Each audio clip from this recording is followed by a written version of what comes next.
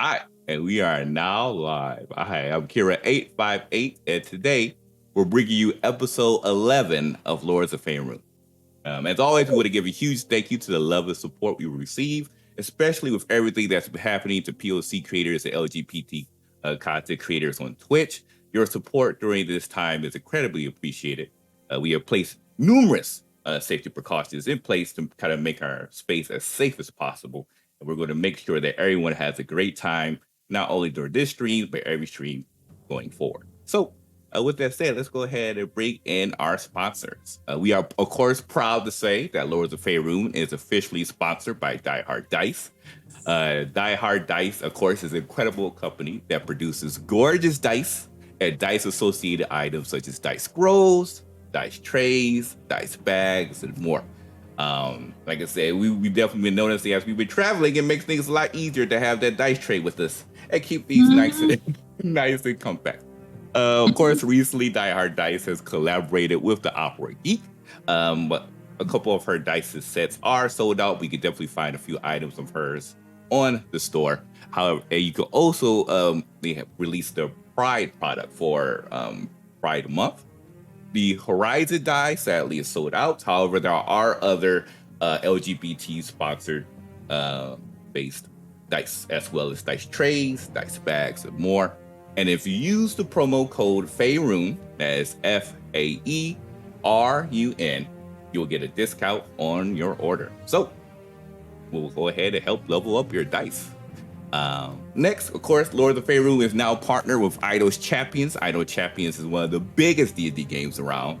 And if you hit !code in chat, you'll receive a free code to give you a free Electrum chest. This chest will provide you free premium content to help accelerate your progress. So enjoy. And of course, last but not least, if you like our show, would like to support us, Lords of Faerun has a Patreon. We are, of course, individuals are kind of stepping away from Twitch due to their lack of moving forward with the tools and such and trades. And we're trying to ask about how they can provide tips and support content creators. And for us, Patreon is definitely one of the best ways to do so. All of the funds go straight to the cast, and more so, you get a whole bunch of exclusive content, such as after shows, podcasts, Patreon exclusive Discord channels, and even bonus episodes. We'll definitely be looking into bringing in a few more new bonus episodes. We have some ideas in mind, as well as, of course, the poll that we'll be bringing up after we reach a certain threshold. So, like I said, if you would like to support us, definitely could join us at our Patreon, and your contributions helps us as content creators. And if you're not able to contribute financially, but would still like to support us, liking, retweeting, and getting the word out, of course, does so much for. And like I said, the algorithm is truly a beast. And like I said, all of your support definitely helps us getting the word out there, and it makes a major difference.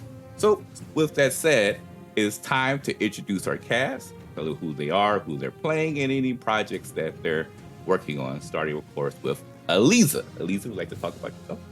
Yes, hello. I'm Elisa Pearl. I am DMing this adventure, and D&D weekends is what I have now. So today is Lords of Faerun, and tomorrow I play in the Gax Pack on GaryCon Live, and then Monday is our Klingon game, our monthly Klingon game called Blood of the Void that I run as the game master. Please come check us out. We are an all POC table, and we are playing Klingons, adventuring out into the universe, and it's very fun and very badass. So check that out. It's on Q Time, 6:30 p.m. Mondays, Pacific time. And then this Thursday, Tales of Zadia is back over at Fandom Tabletop's channel. I also have started streaming on both my channel, and I've continued my stream on Ripley Improv. Ripley Improv has a lot going on. So just follow me on the internet, and I'll tell you about all this stuff that's happening, because there's a lot of stuff happening this week. So at Eliza Pearl is where you can find me on the internet. Fantastic. Of course, making our way down, we have the wonderful welcome back, May. Melee Damage is so glad to have you back with us. You'd like to talk about yourself, who you're playing, and the media projects that you're involved with. Sure. Thank you. Glad to be back. Hi, everyone. You can follow me on all the socials, whatever they are, / melee damage. And that's the best way to keep up with all the stuff I do, because I do music and acting and streaming and gaming and all of these things. So follow me on there. You can see me every Tuesday on Hunter's Entertainment on a wonderful campaign, Rag and Bone, playing some Outbreak Undead. It is fabulous. If you have not checked it out, check it out. So many things. There's a couple of pre-tape things going on that are coming up soon that you will just have to follow me on the socials to get the dates and times of when those wonderful things are coming out. I have a short film up right now called Gaslight that you can check out that we did for the 48-hour film project. We're pretty proud of that. And after I leave here today, we're headed to the award ceremony to see if we won anything for it. So I am happy to be back and playing Ice, our little wonderful roguey rogue who has been MIA for quite some time, and is now excited to see what her friends have been up to in her absence. Quite a bit. So we were so glad to have you back, mate. Make our way down to Avis. Ree, you'd like to talk about yourself, who you're playing, and of course, the projects you're working on. Hello, everyone. I am at Big Dude Ree on the Twitters, and I will be playing lovely bard Avis Naquani, who has a few fun things to say all the time. And on other shows, I am playing Ardris over on Rivenwood, which you should definitely check out for a wonderful school-age adventure.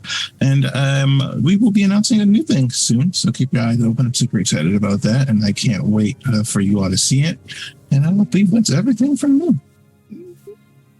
Yes, it's so hard. You know me, I am the absolute worst when it comes to secrets. And every week that we get closer towards some of the projects, I'm just like, okay. Of course, make our way down. We have the wonderful Glyza. Glyza, you'd like to talk about yourself, who you're playing, and the projects you're working on. Hi, I'm Glyza, the podcast host of Classical Adventures for One, which is a podcast that discovers classic books and shares it with y'all with a little bit of drama and a whole lot of trivia. I'm also working with different podcasters as voice actors on both Classical Adventures for One and this secret audio drama project that I'm doing involving nightmares and monsters. So keep an eye out. As you can see, though, I'm also known as a TTRPG player on both Kira's channel and the Bear Pens channel, where I play a lot of different characters. Unfortunately, most of them seem to have secrets. I don't know how that happened, but you can find all of my links on bio.link/classical Glyza. And today I'll be playing Helena, our rogue cowardly elf, with a secret whose past has finally caught up to her and has placed everyone she cares about in danger. That's not the surprise, though, because the main surprise is that she finds out that she actually cares about these people. So maybe she isn't so cowardly after all. However, she is going to encourage any detours to her destiny as much as possible. Yes, not too surprised about that. That's for sure. But, we'll see how long we can be able to drag that along. Eventually, it will have to circle around. As for yours truly, I am Kira858. Of course, I play Latreia here, who is, of course, the wonderful, interesting half giant who has finally revealed and came across his family. Well, a couple members. In terms of projects, of course, you can be able to find us on Tuesdays for Riverwood Academy, which, of course, is like a young adult Harry Potter type vibe, which is an absolutely fantastic show. Aaron is a great DM, so definitely can check us out there. That's normally at 6:30 p.m. Pacific Standard Time, 9:30 p.m. Eastern Standard Time. And as Ree kind of mentioned, there's a few projects going on that will be releasing in the near future. And I am so excited to be able to talk to you about these projects that it's really hard not to just blurt these out in the open. So I'm just going to hurry up and transition into the intro video, so therefore I don't spill the beans. So with that said, thank you all for coming by, and we're going to go ahead and bring you our intro for episode 11 of Lords of Faerun. Latreo, Avis, Jesse, Helena, Ice, Elliot, Aliza Azdian, Lords of Faerun.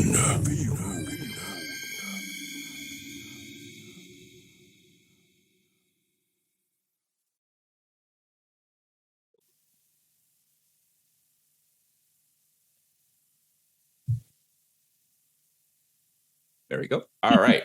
We are now back. So with that said, Aliza, take it away. Okay. We are actually picking right back up seconds after what we last saw in our last session. You all are outside of a diamond mine that is run by dwarves.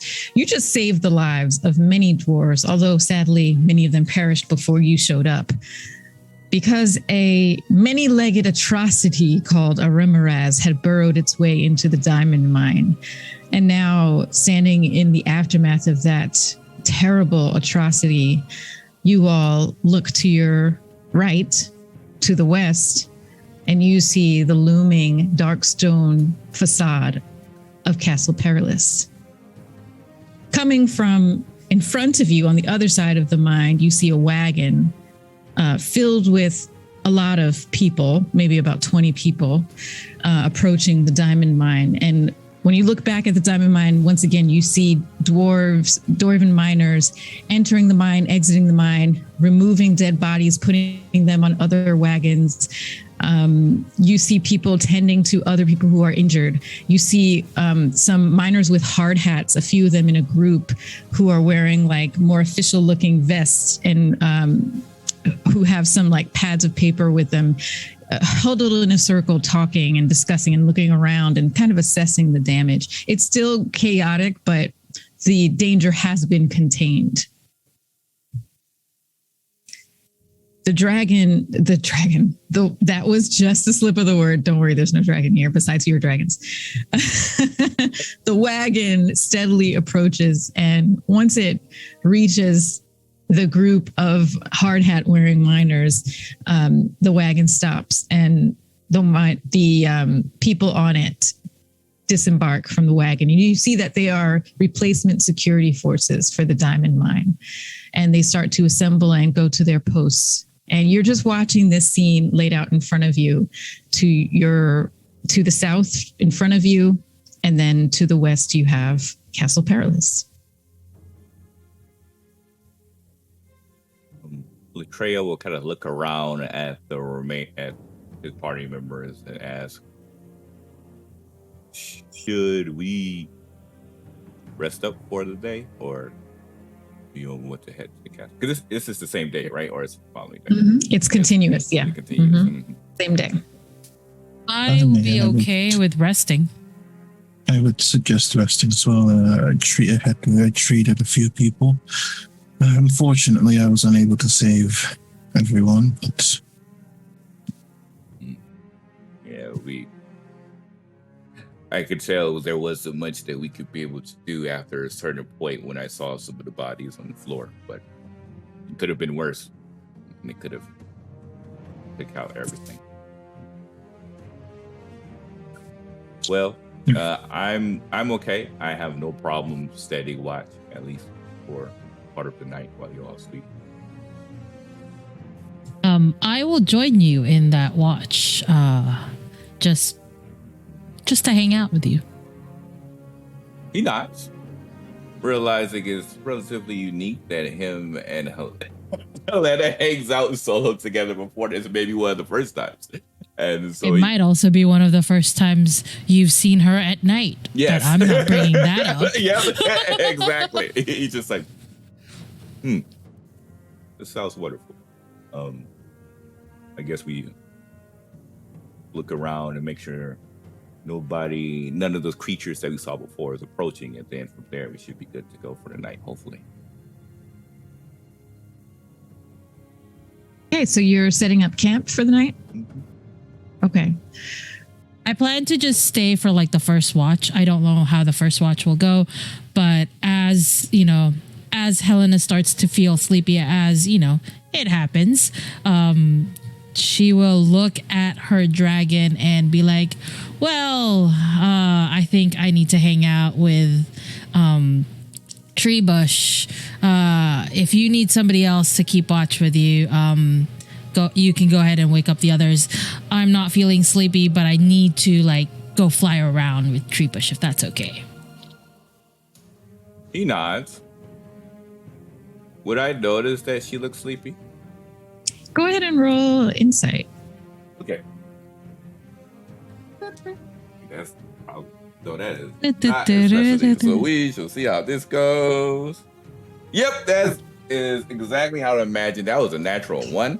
So yeah. She is super awake to you. Like she just wants to go on a dragon ride. Yeah. So he just nods. He says, well, be careful out there. If you run into any trouble, we'll be there. Cool. So Helena is going to look for a place to sleep, and she will be sleeping Okay. after the first watch. Okay. So where exactly would you like to set up your camp? Close to the diamond mine or away from it? Just away from everybody, just so that there's no chance of somebody accidentally walking on her sleeping. So just away from, if possibly, if they're staying near the diamond mine, she's gonna go find somewhere that is pretty much out of the way. That's why she always has Tree Bush with her, so she could fly, and have him around, just protecting her and stuff, so that she can fully get a good night's rest. Great. And so then the question goes to the rest of the party. Where would you like to set up your camp? Are you near? Just hanging out with Yuki. Go ahead. Avis will be with Yuki, close enough to the diamond mine that he can see things that are happening, but far enough away that he's not intruding on it. Okay. Yeah. All right. I think I would be along the same lines. I will also kind of do a perimeter around the place and just walking around, making sure that nothing approaches. But yes, I would be following suit of being enough distance away to where I don't intrude, but close enough to where we could be able to see if something approaches. Okay. Great. So who's taking, you said you wanted to take a perimeter lap during your watch? Mm-hmm. Okay. So we're going to cut forward to you taking a perimeter walk around the diamond mine in the area during your first watch. Do you have anyone with you? I believe it would be most likely, because I would be by myself, so I probably would have no route with me. Just probably looking from up top, but yeah, mostly by myself. Okay, you and Snow Root are taking this perimeter walk around the diamond mine. Night has fallen, the moon is shining, the stars are shining, and you walk with some distance probably to the diamond mine.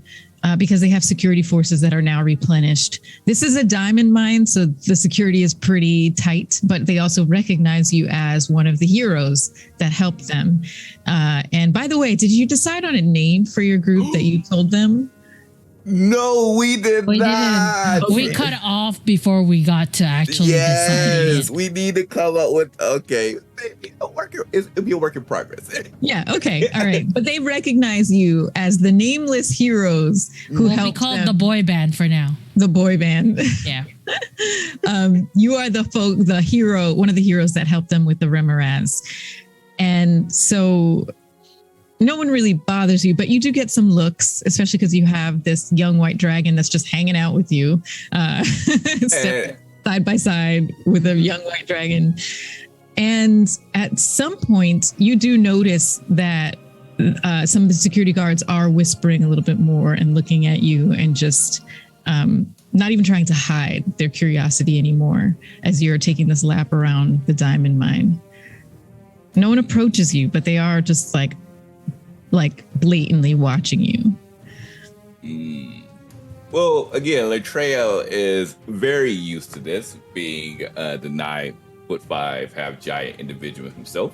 And so he also cannot speak common very well. So there's no point of trying to approach just because it could possibly cause conflict. And he doesn't think it's on his behalf to step forward and approach when it's clearly obvious they may have some interesting stuff going on. So he's going to stare at them to let them know that he sees them whispering. And then, go ahead. Well, I was just going to have you roll intimidation to see what effect that has on them, you staring back. Your boy definitely has advantage on that. So 9.5 foot giants with a young white dragon staring back at the starers. So I wanted to ask about this because intimidation is primarily based upon charisma. Mm-hmm. But I was wondering, since he's not intimidating by words, but more like presence, if it's possible I can intimidate based off of my stress modifier instead. Or would it still be charisma? Unless you want to do something like lift something to show your strength, I think it would be charisma because it's just based on like the energy you exude. Interesting. Okay. If you want to like throw some stuff around to exhibit your strength, then I'd say yes. No, I think that's a bit too much work for him. So yeah, he's not going that far. So he'll just use just charisma, but I still have advantage. So and proficient in it. So I would think okay, much better. That is a 30 20. Okay. A dirty 20 on that charisma check. So for intimidation, you start to stare back at them, and your snap to attention to them also makes your dragon Snowroot also snap to attention. And the combination of this giant and a young white dragon snapping to attention to these dwarven miners and half orcs, they just they look away awkwardly. Latrell would definitely look up at Snowroot and says, "Nothing changes." Nothing changes. You still got it. Fortunately, I feel a bit dull. But if this was me maybe 2-3 years ago, I would not have just gone forward with just eyesight. I would be a bit more in their face about it, but I'm trying to be better. And he kind of thinks about Elliot and his family and such. He says, "Hey, deal, you put quotes, trying." And then from there, he looks up to her. He says, "You didn't happen to hear what they were saying, did you?" Let's see. Let's see what our dragon friend might have heard.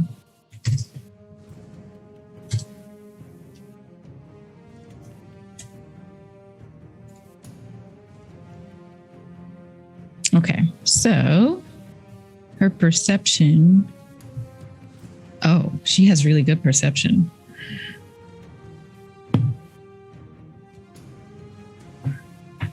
She says, "Well, I wasn't really paying attention, but man." She kind of cranes her ear a little bit now as you keep walking. And as you keep walking around the perimeter, the security guards have resumed their conversation, but quieter. But of course, with this dragon's superior hearing, she is able to pick up some conversation. And you hear one of the half-orcs say, well, anyway, I think I could take him. And the other one says, no, you couldn't. You couldn't. Plus that dragon would get in the way. Come on, don't even try. And the other one says, I'm not going to say I'm going to try. I mean, I am on the clock. I'm not stupid, but I'm just saying I could take him. And the others say, well, if you were here when that Remoraz were here, then you'd be dust just like the others are now. So I think you're just talking big talk. And they just kind of go back and forth with this kind of conversation. That's what she reveals. Well, that's it. Latreo, he looks up at Snowroot, and she knows this smirk, this obvious smirk that just like it's just like from the standard stoic face to just one side, just the right side start to raise. Latreia. Snowroot looks at you. Latreia. He's about to learn today. And then he turns around and starts walking towards the half orc that was clearly thinking it was competition. You don't challenge a bear in his territory. So he starts to approach his big footsteps, of course, clashing into the snow. And as he makes his way up to them, he says, so I was told that someone here may be interested in a duel of sorts. Is that? Oh wait, there used to be comments, so I couldn't be able to say it that way. Okay, never mind. Oh. Rewind. So you would say duel, and that's it.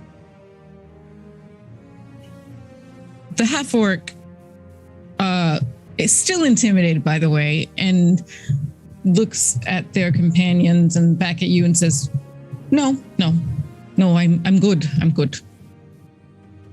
He turns his head to the side as it looks this. You talked earlier. Oh, you heard that, did ya? Well, I was just talking trash, you know what I mean, mate? I was just kidding. You're very strong.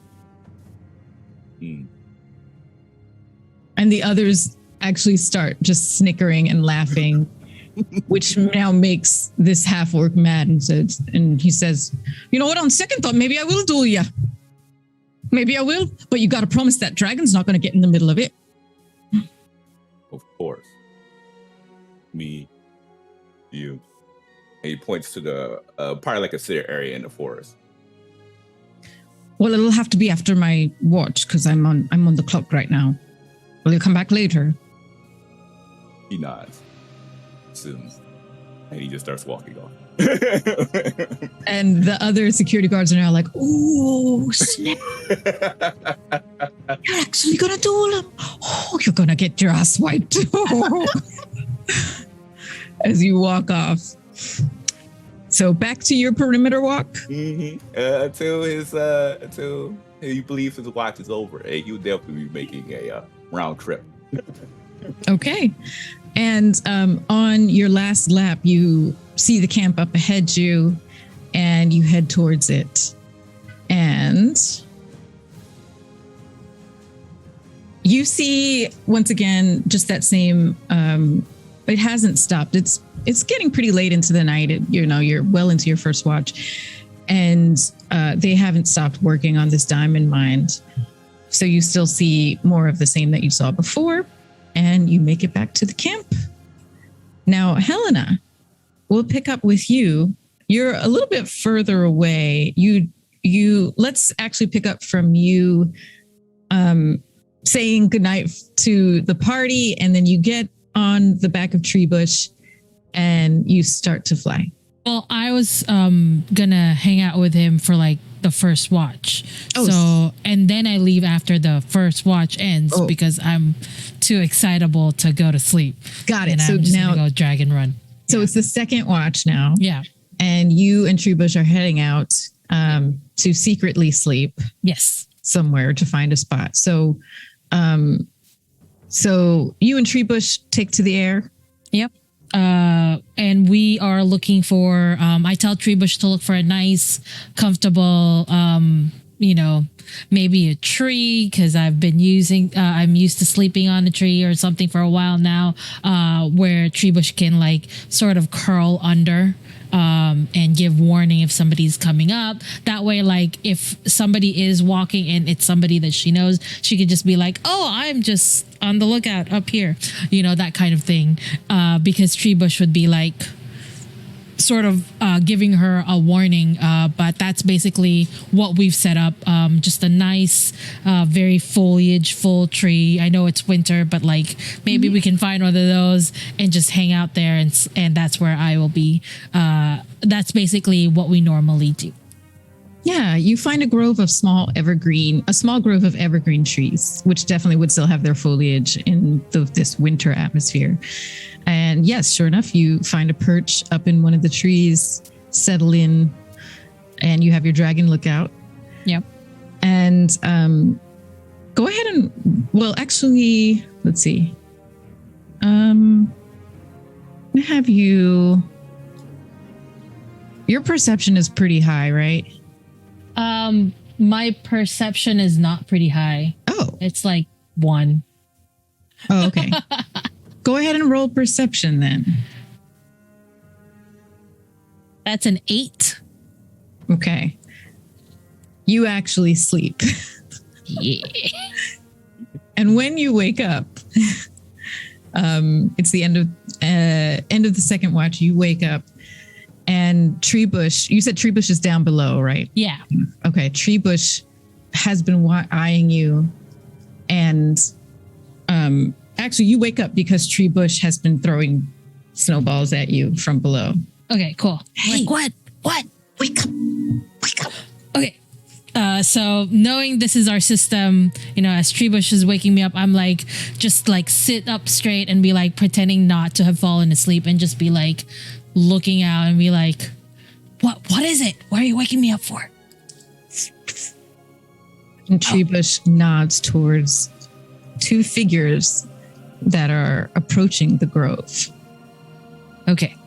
So, do I notice who it is as they're approaching, or can I not see them clearly? I think if you were to adjust your position in the tree, you could probably look out and try to see who they are. Okay. And see if you recognize them. So I do that just to try to get a better view of who it is. Okay. Go ahead. Well, let's see. I'll say that you can see it's two more miners. Okay. And it seems that they've wandered away from the mine and they're smoking pipes. Lighting up does pipes. it seem like they've seen Treebush at all? They don't seem to be aware that anyone else is here. So with my invisibility, I can touch one other person to become invisible as long as I'm physically touching them. So I turn myself invisible, jump down, and land on Treebush and turn him invisible. And we just sort of like let them come near and maybe just quietly listen for conversation.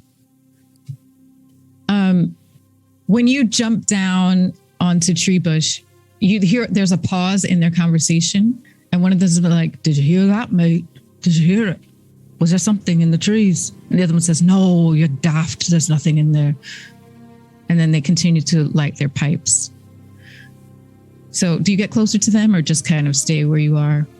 Just not really closer to them, just because I know Treebush can probably hear them just fine, like from wherever, just trying not to be too close that they would hear us kind of thing, but enough that Treebush can hear them. Okay.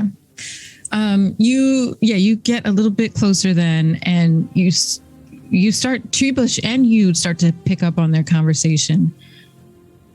So anyway, in the next chapter, I plan to write in a whole thing about this castle that's in the middle of a valley, and it's made of stone, and it was raised from the ground by Lich. And the other one says, "You mean Castle Perilous?" And the other one says, "No, it's not Castle Perilous. It's Castle Faerun. And it's there's some weird runes on it and no one can approach it and everyone dies. And he says, you're talking about Castle Perilous. I know you are. No, I'm not. This is an original story. Now shut up and let me tell you it. So, Castle Perilous, there's the Wizard Monarch. You're talking about the Witch King. I'm not stupid. I hate you right now. Stop it. I'm an author. This is an original story. Maybe it was inspired by Castle Perilous, but it's not Castle Perilous. So anyway, the Wizard Monarch called Fang Li, he was known to frequent the castle because he raised it, and then he was defeated. And then what? And then he goes away and no one knows what's in the castle now. Yeah, that's exactly it. How'd you know? Because it's Castle Perilous. I hate you right now. He throws a snowball at him. So, Helena isn't dumb. This is like very good information about what Castle Perilous is, or Perilous. So she like tries to keep that in mind, and then it's like, okay, but basically whispering to herself so that Trebuch can hear. Okay, so he said there's runes, and if you approach it, you die. And then there's a monarch, king, wizard, witch, king, all of these things. Monarch. Do you think Trebuch says? Okay. Do you think if we ask him questions, like we could get more information? Oh yeah, maybe ask him about the book he's writing. That makes sense. All right, so let's do a little bit of a walk out, and then just accidentally stumble upon them. What do you think? Okay. Just so that you know. Okay, so that's what we do. We sort of like back out and then become invisible or whatever, and become visible again, and just sort of like make noises and walk through. And I see these two people, and I go, "Oh, well, hello." Hi. Oh, hello. Hello, person and dragon. Not strange at all to see you out here. Do you remember when we jumped in and saved the diamond mine? I mean, were you there? We're that group. Do you remember? I heard about you. I wasn't there. I wasn't starting my shift yet, but I heard about you. Oh, well, you're a hero and all.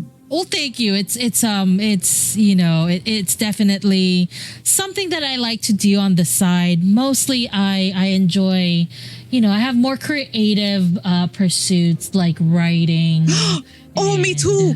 Me too. Oh, really? And the other one says, yeah, he's a writer, all right. He makes up stuff. I do. What kind of book? Are you writing anything right now? Oh, yes, I have. I have a dark fantasy novel that I'm working on, and the second chapter is really interesting. Oh, well, why don't we spend some time learning about that book that you're talking about? Oh, well, I would love to hear about it. As a fellow writer, yes. We could bounce ideas. Oh, I would love that. This one doesn't get it at all, and the other one just keeps smoking his pipe. Whatever, it's stupid author. And then Helena sort of just takes out her book and just basically like, well, what I enjoy, what really helps me when it comes to writing is just writing down notes. Do you have notes that maybe I could like compare with you? Like I can show you my own writing. And then she probably wrote something like a long time ago, and she's just bringing out. So maybe we can compare notes, and you can look at my writing, you can look at your writing. All of my notes are in my head, and then after my shift, I go home to Palishchuk and I recite them to my niece. She's good at the writing. I'm not good at the actual writing. I'm good at the ideas. Oh, well, if you want, while we're talking about it, since it's so fresh in your mind, I can write it down for you. Make sure everything is written down so that you can give your niece a break. Oh, yeah, all right. All right, that sounds good. What's your name? Right. Oh, it's Helena, the elf. Helena the elf. Yeah, and this is my dragon, Trebuch. Trebuch dragon. Yeah, so this is my good friend, Trebuch. Oh, well, I'm Landy, and this is Novus. Hello, Landy and Novus. So, okay, are you ready to write down I am super ready to write down your dictation for your story. Okay, so last we left off, and he kind of basically retells what you heard him saying when you were in the tree. There's the castle Faerun in this valley, and it's made of stone. He says that there are some runes on it, and no one can get past them. He says that no one knows what's inside. He talks about, he called it Fang Li, the Wizard Monarch. And then he continues the story, and he says, and so I have a very brave miner, very brave dwarf miner, and he decides to go to the castle, and he goes and he sees the runes, and all of a sudden he knows magic. Like he has this innate power in him. Sometimes he can do things that he shouldn't be able to do, and so he's able to get just like, and the runes are gone. The runes are gone. So that's how this brave, amazing miner is gonna get past the runes. Just floof it away. Yes. Perfect. And then inside, you know what's inside the castle? What's inside the castle? Snakes. It's just filled with awful snakes. It's terrible. I think I heard somebody mention that this was inspired by an actual castle. Do you think inside that castle is filled with snakes too? It's very lightly inspired from a real castle. Very lightly. Very That's lightly. Fine. Yeah, that's okay. Yeah. We need foundations for our story, you know? Yeah. And it's okay to draw from real life. I was just wondering if this real life foundation castle that you're talking about has a lot of snakes in it too. Oh, well, I don't know what's in Castle Perilous. Okay, just making sure. Novus turns around and says, so it is Castle Perilous. And Landy says, you know what? Helena the elf said it's okay to take inspiration from the real world. So yes, it is Castle Perilous, but it's my own creation because no one knows what's inside Castle Perilous, right? Do you know what's inside Castle Perilous? And Novus says, no, I don't. I don't know what's inside Castle Perilous. Fine. That's Landy pretty. says, see? So nobody knows what's inside it. Novus says, anyone who tries to go there doesn't come back. So no one really knows what's in there. Interesting. Very interesting. I love the story. I love that the brave miner fluffs the runes away. Right. And then finds all the snakes and has to fight all the snakes. Exactly. That's scary. Super scary. I don't like snakes. They're one of my biggest fears. I got attacked by a big snake once, and it's just the worst. Oh, how big? Wait, can you write that down? One of the snakes is the Snake King. Okay, I'll write that down. The Snake King. Yeah. Yeah, he's big. But he was you need a team to take him down. But if your brave miner can floof runes away, I think he can definitely take on this Snake King by himself. Yeah, he can. Okay, so he enters the castle and it's filled with snakes from ceiling to floor, from wall to wall. And then out of the snakes emerges the Snake King. Exactly. The Snake King. And you obviously kill the Snake King. Is that what you're going to do? Yes. It's not me. It's the miner. Oh, sorry. The brave miner. Yeah, of course. The brave solo miner that has innate magic and has destroyed the runes. Do we ever get to meet, what was that again? Fang Li, the wizard? Oh, he was defeated a long time ago. But there's lore that there's something on one of the planes of Pandemonium that could bring back the wizard's patron. It's a demon prince. Oh. And Novus says, you're talking about Orcus. No, I'm not talking about Orcus. No. Remember, it's okay to take inspiration, foundation. These are all important. Fang Li, is it inspired by someone? And Novus just looks, smoking his pipe, looks at Landy. And Landy says, yes. Who, just for, just for my information, just so that it's clear in the books, it's inspiration. It's okay. What's the name of this prince? It's the Witch King, Zhang Yi. You ever heard of him? No. What's he? Zing Yi? You said Zhang Yi. Oh, Zhang Yi. Got it. He's the one who raised Castle. That all is true. It's true. He raised Castle Perilous from the ground, and he has a demon prince who's his patron. But they were both defeated a long time, like 100 years ago. Do you know how they were defeated? I don't know how exactly, but something about a wand was taken from one of them and hidden in the levels of pandemonium. Oh. Well, maybe this brave miner found that wand. Hey, and that's where his magic innateness comes from, eh? See, we're good for each other, all these bouncing around of ideas, right? Yeah, this is good. I like this story. That way we can explain how he was able to all of the runes out of the way. Yes, exactly. He was destined to find this special wand. Destined. Do you know of any snakes? Do you have any legends that say how we can find this wand? Just for inspiration. Of my own creation? Yeah, I mean, or the ones that, that based on legend and stuff like that. Any legends that you know of? I don't know. I don't know. Oh, that's okay. We can make it for you. You can make one up for sure. And she just all right, that's useless. But yeah.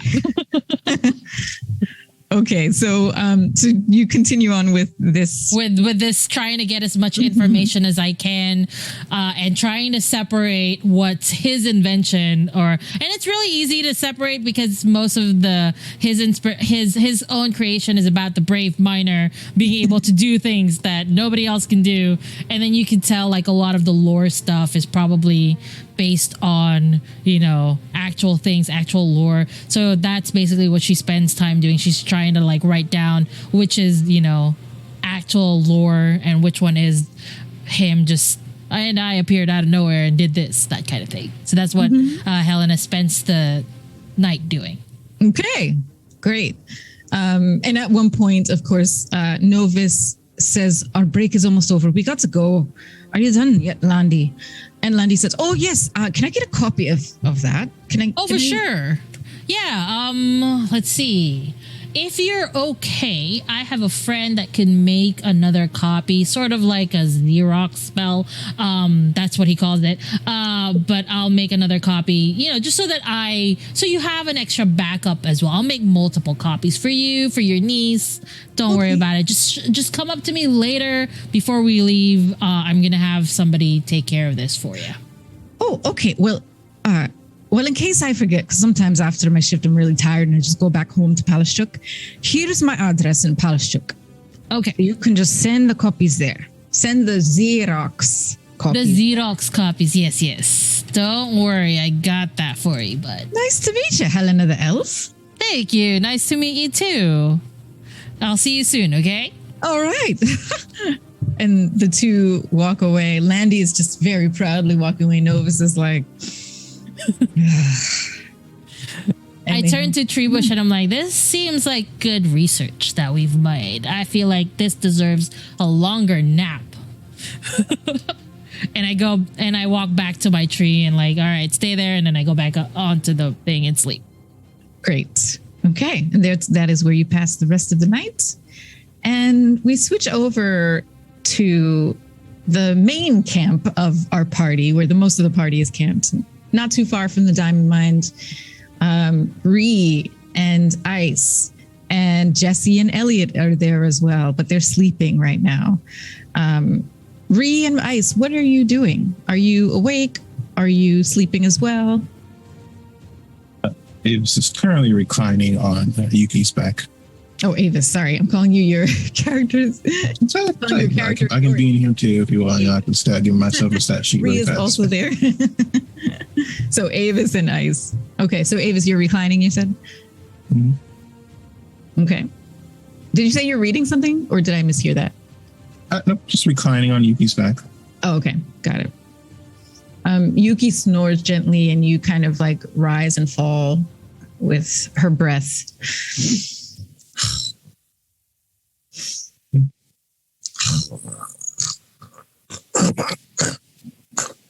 She kind of starts sometimes and shakes you with her body.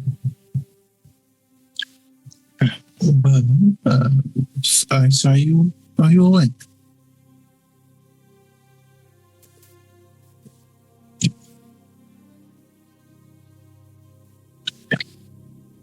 And you look over at Ice. And are you awake as well? She is, but she is pretending she is not. If anybody addresses her, she will make loud fake snoring noises and then eventually go, "What you're doing awake?" Thinking about things. Where have you been? Oh, well, I was here for a while and then I had to sleep out to deal with that thing, but now I'm back. It's good. No, don't ask questions. Sure. I won't ask you any more questions. Have you ever had a feeling that it was time for you to do something? Sometimes, especially when it comes to food. I like to eat a lot. I get an urge to do so. Or are you talking about something more mystical, something else? Level with me. I'm very hungry right now. Well, food is quite important. Hopefully we'll be able to find something for you in the morning. Recent events have had me wondering about a few things, and how some would say it could be a fate guiding me towards a destination, or it could be pure curiosity. Curious. I have reached a point where I am not sure which decision to make. So.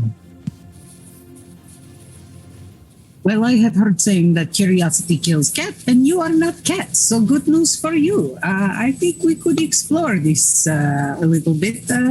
What do you have in mind? Do you feel it calling you to a specific place? Where do we have to go? Maybe we get a little swashbuckling action in the meantime, you know? Sounds fun. Well, I can't guarantee such a journey would be quite as entertaining, but recent events have had me make me wonder about going home. But it's not something for, I suppose, the immediate future. Well, whatever you decide, if you need backup, you have my sword. I will accompany you. I understand the feeling you feel. I sometimes go to look for the rest of my family as well. So that is the longing feeling you were talking about, not for bread. I get that now. But you have a friend in me. Well, perhaps. Have you heard anything about your sister recently? No, not really. I did a little bit of looking, some of my errands up, but sometimes dragon gets very distracted, and we lose sight of way things happen. But maybe one day. Fred, who, similar to you, Ice, has been pretending to be asleep but listening this whole time. When you say dragon gets distracted, Fred opens one eye and says, "I got distracted." You'll be a good friend. Yeah, dragon gets distracted. And And then Fred just closes his eye and turns his head away. Good drag. And I take out a little piece of dried meat from a pouch and I stick it right under his lip so that when he wake up, he has a treat. Thank you. You're very welcome. Well, I cannot promise anything, but I will be more than willing to have a look for your sister in time. I think I'm getting the feeling that family is beginning to play a bit more of a role in our lives, especially after the last few days. You will have to fill me in on all of that and what is happening to you. I had to follow dragons to find you all here, so it's maybe we catch up a little bit. Yes. Of course, I can't give you too much information as it is Jay's story, but we were able to meet his parents, and they are absolutely lovely people, very pleasant. They make very good food, which Joel enjoyed. But yes, it was a very warming meeting for him. Oh, that is excellent to hear. I shall be sure to ask him about that when he comes back over. Yes. Both of his parents aren't giant, which I found very surprising at first, but it's very interesting. They're not. Now I have more questions. Well, I would recommend being, what's the word, discreet with your questions. I would not aim at the 9-foot-tall man with a very big axe by asking questions that he does not want or want to consider. That is wise. Dragon looks to be asleep. Yurki looks to be asleep. Should we do the same, or should we go on adventure and explore and look for things? I don't know about you, but I'm feeling a bit awake. Maybe walking around the perimeter, something we could do? I suppose so. You would like. Though I suppose curiosity could be dangerous. Again, we are not cats. We should be fine. I should lead the way. And Ice will walk towards the perimeter of the camp and just kind of look and see if she sees anything. Okay. Mm-hmm. So you do your perimeter walk, the two of you, and it's the work has continued, although it's pretty late. It's probably 3 a.m. at this point. And most of the miners are either resting elsewhere or they're deep in the mine working. There's not as much back and forth as before. The bodies have been cleared away, so there's still blood spatters and things around, even the occasional limbs. Sorry. Gross. But yeah, we know it was a bloodbath, and it takes time to clean up after that kind of thing. And so you see the evidence of what happened as you do your perimeter walk, and you, as you kind of swing around the front of the diamond mine, you see that those same hard hat wearing miners, there were 3 of them wearing kind of more official looking vests. They actually have set up a table now outside, and they're sitting around the table drinking some type of hot steaming liquid. They have a map out on the table, or a blueprint, it looks like, and they're kind of pointing and showing each other things and taking notes, things like that. And depending on how close you pass by, actually, I'll go ahead and let you decide that. Would you like to be close enough to hear what they're saying or to talk to them, or are you going to keep a distance? I will stealth up if I can, because that is a thing I am good at. So I will try to get closer. Okay, you're going to stealth closer, you said? Yes. Okay. Actually, go ahead and roll a stealth to see if you can get close without them noticing you. That is a 24. Yes, you can. Yes, you can. And Avis, would you also like to get closer? No, I think you will let Ice handle the business. Okay. So, Ice, you managed to not step on any loud things and just kind of sneak closer to them without them noticing you. And here's what you hear from their conversation. So, my plan: to bury the wire mesh deeper than it goes now because this stupid Remoraz was able to get around it. So we need to just make like a semicircle underneath the ground around the mine. And the other's like, with this wire mesh so nothing can burrow through it. What's the problem? And another one says, I told you already, it's just too expensive. There's no way they're going to approve that type of expense. And another says, but that's what's going to keep the mine safe. We've been at this for hours. This is the best. We have to bring this idea to them. It's the best idea, Earl, unless you have something else to bring to them. And Earl says, no, I don't have anything else to bring to them, but I think they're going to shut this down. You mark my words, they're going to shut this down. So that's the conversation you hear. I will sneak back over to Ace. Okay. Like a shadow, you pretend? So they are arguing about wire mesh and keeping the mine safe from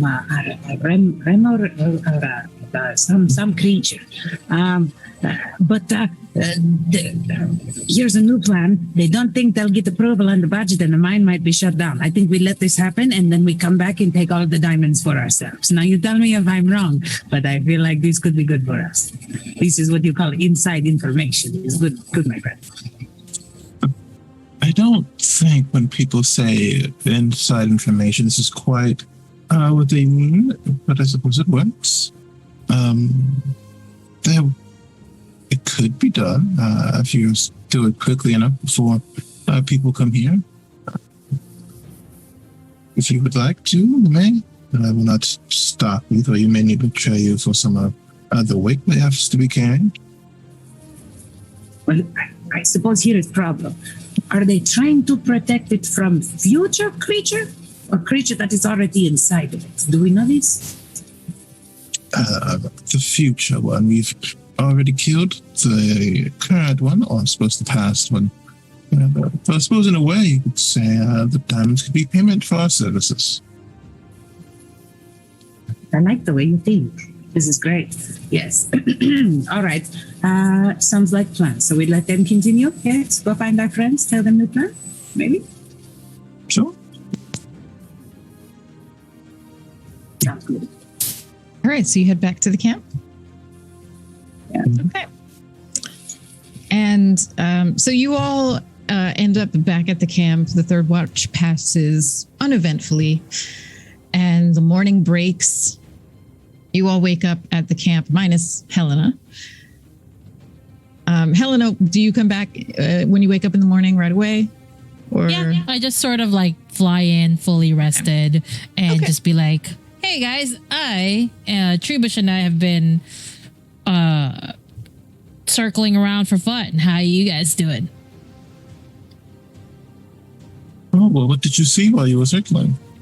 I actually did some very important, I want to say research. It's not real research, it's just like some investigation that I've done. It's a very, very important investigation. Couldn't have found it anywhere else.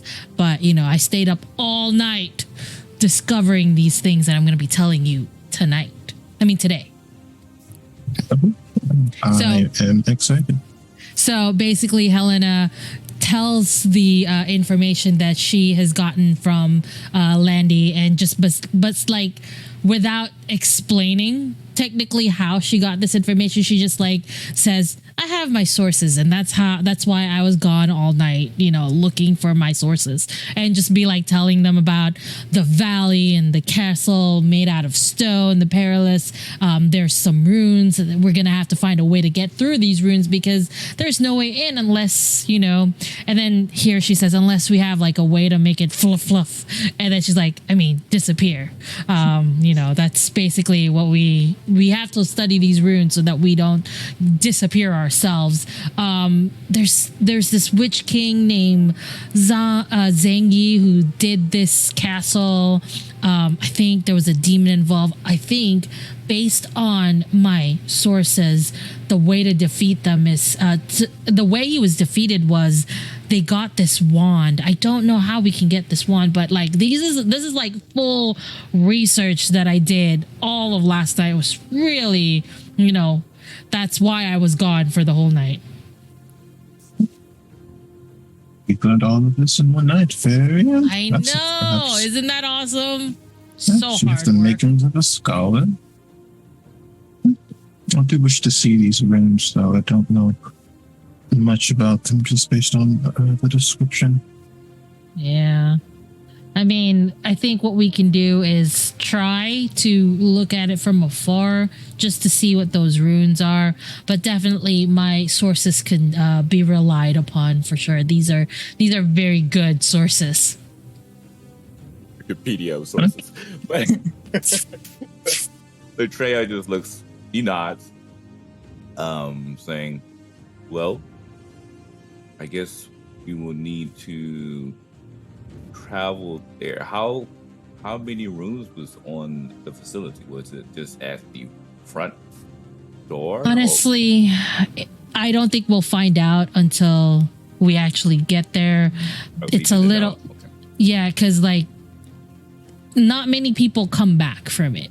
I think that's the whole point of not being clear. So I think the best that we can do is like try to see it from afar, and especially you, since you're very aware of what rune magic is. Maybe you'd be able to find out what they are, and maybe I could learn a little bit more about it as well.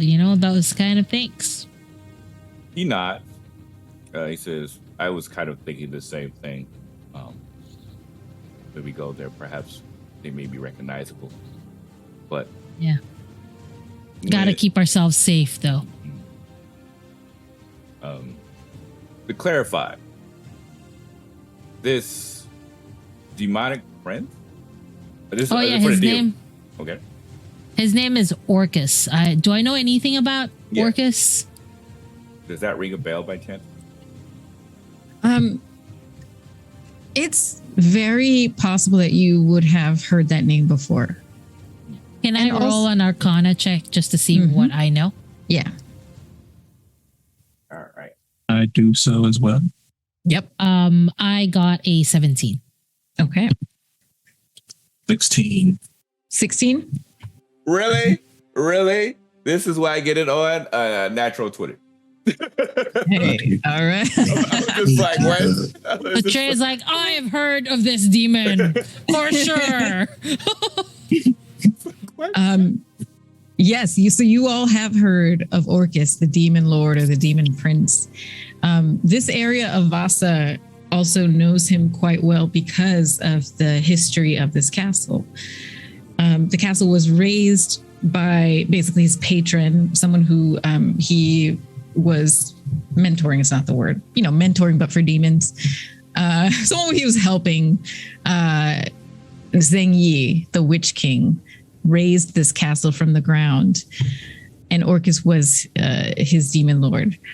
Orcus is just this very evil, just unrelentingly evil, doesn't care about anyone but power, doesn't care about anything but gaining power and making people suffer. He's very stereotypical demon. So like horns, wings, beastie looking. He's very ancient. But once he was defeated, and that's where you all kind of don't know the details of how he was defeated. But once he was defeated, he, like over 100 years ago in this area, has not been seen in this area. And he has not been heard from for a long time. Both he and Zhang Yi kind of were pushed out of the castle and of this area and defeated. So this castle it's kind of stood here with, the locals don't know much about what's going on. And that's kind of the extent of your knowledge of Orcus.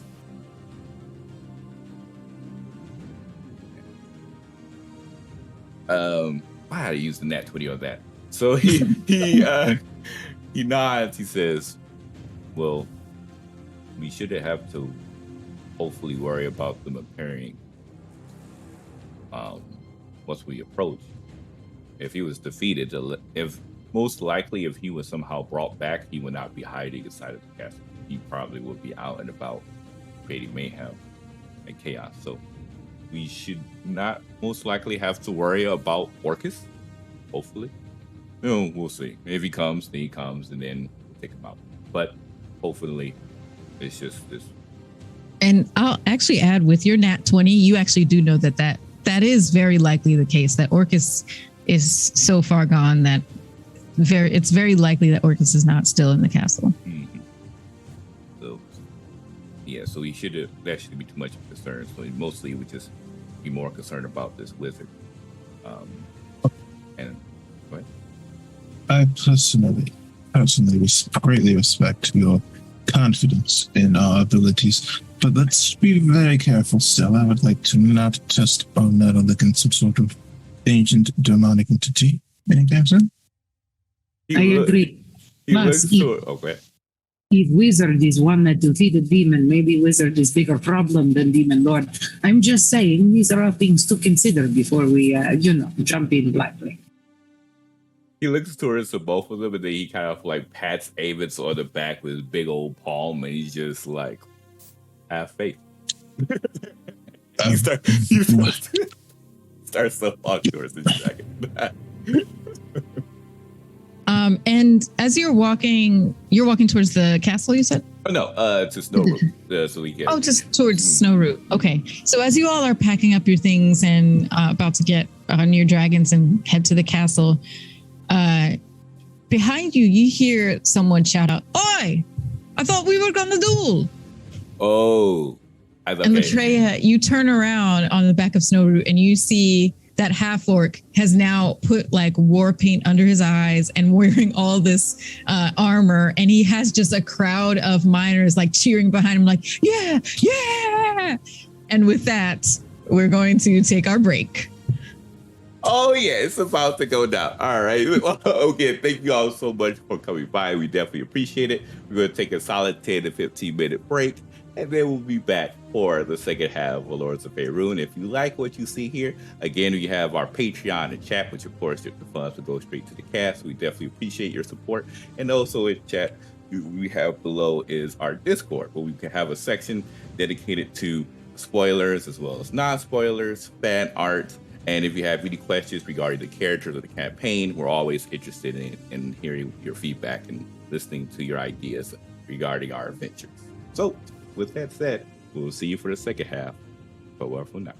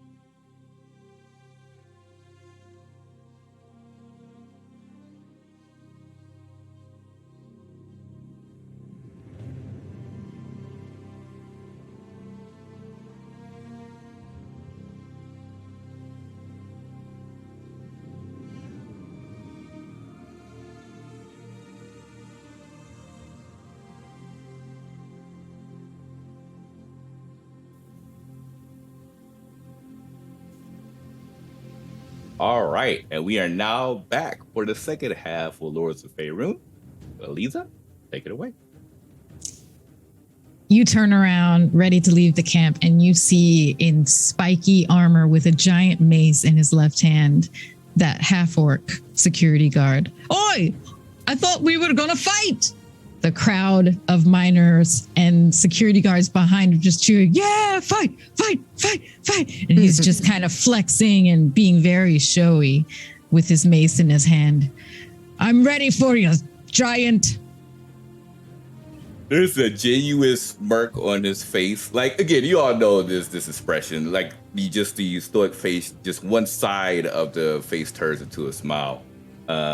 Just like a grin. And then as he hangs off of, he hops off a snow root, he kind of like pats her head on the side and says, this shouldn't be long. And then he steps forward over towards the individual. He says, he kind of like breaks his chest to the side. He says, all right. Wait, no. Comment. He says, oh yeah, I can say that. All right. And then from there, he uses his bonus action to grow to his large size. So you see him transition from his 9'5" self to now going to around 17 feet. As he looks down to the individual, he says, let's go. Upon you growing to your large size, this half-orc in the spiky armor and the crowd behind him fall silent and watch you grow, just their eyes tracking up as you go up into the sky. And he's actually I'm gonna see.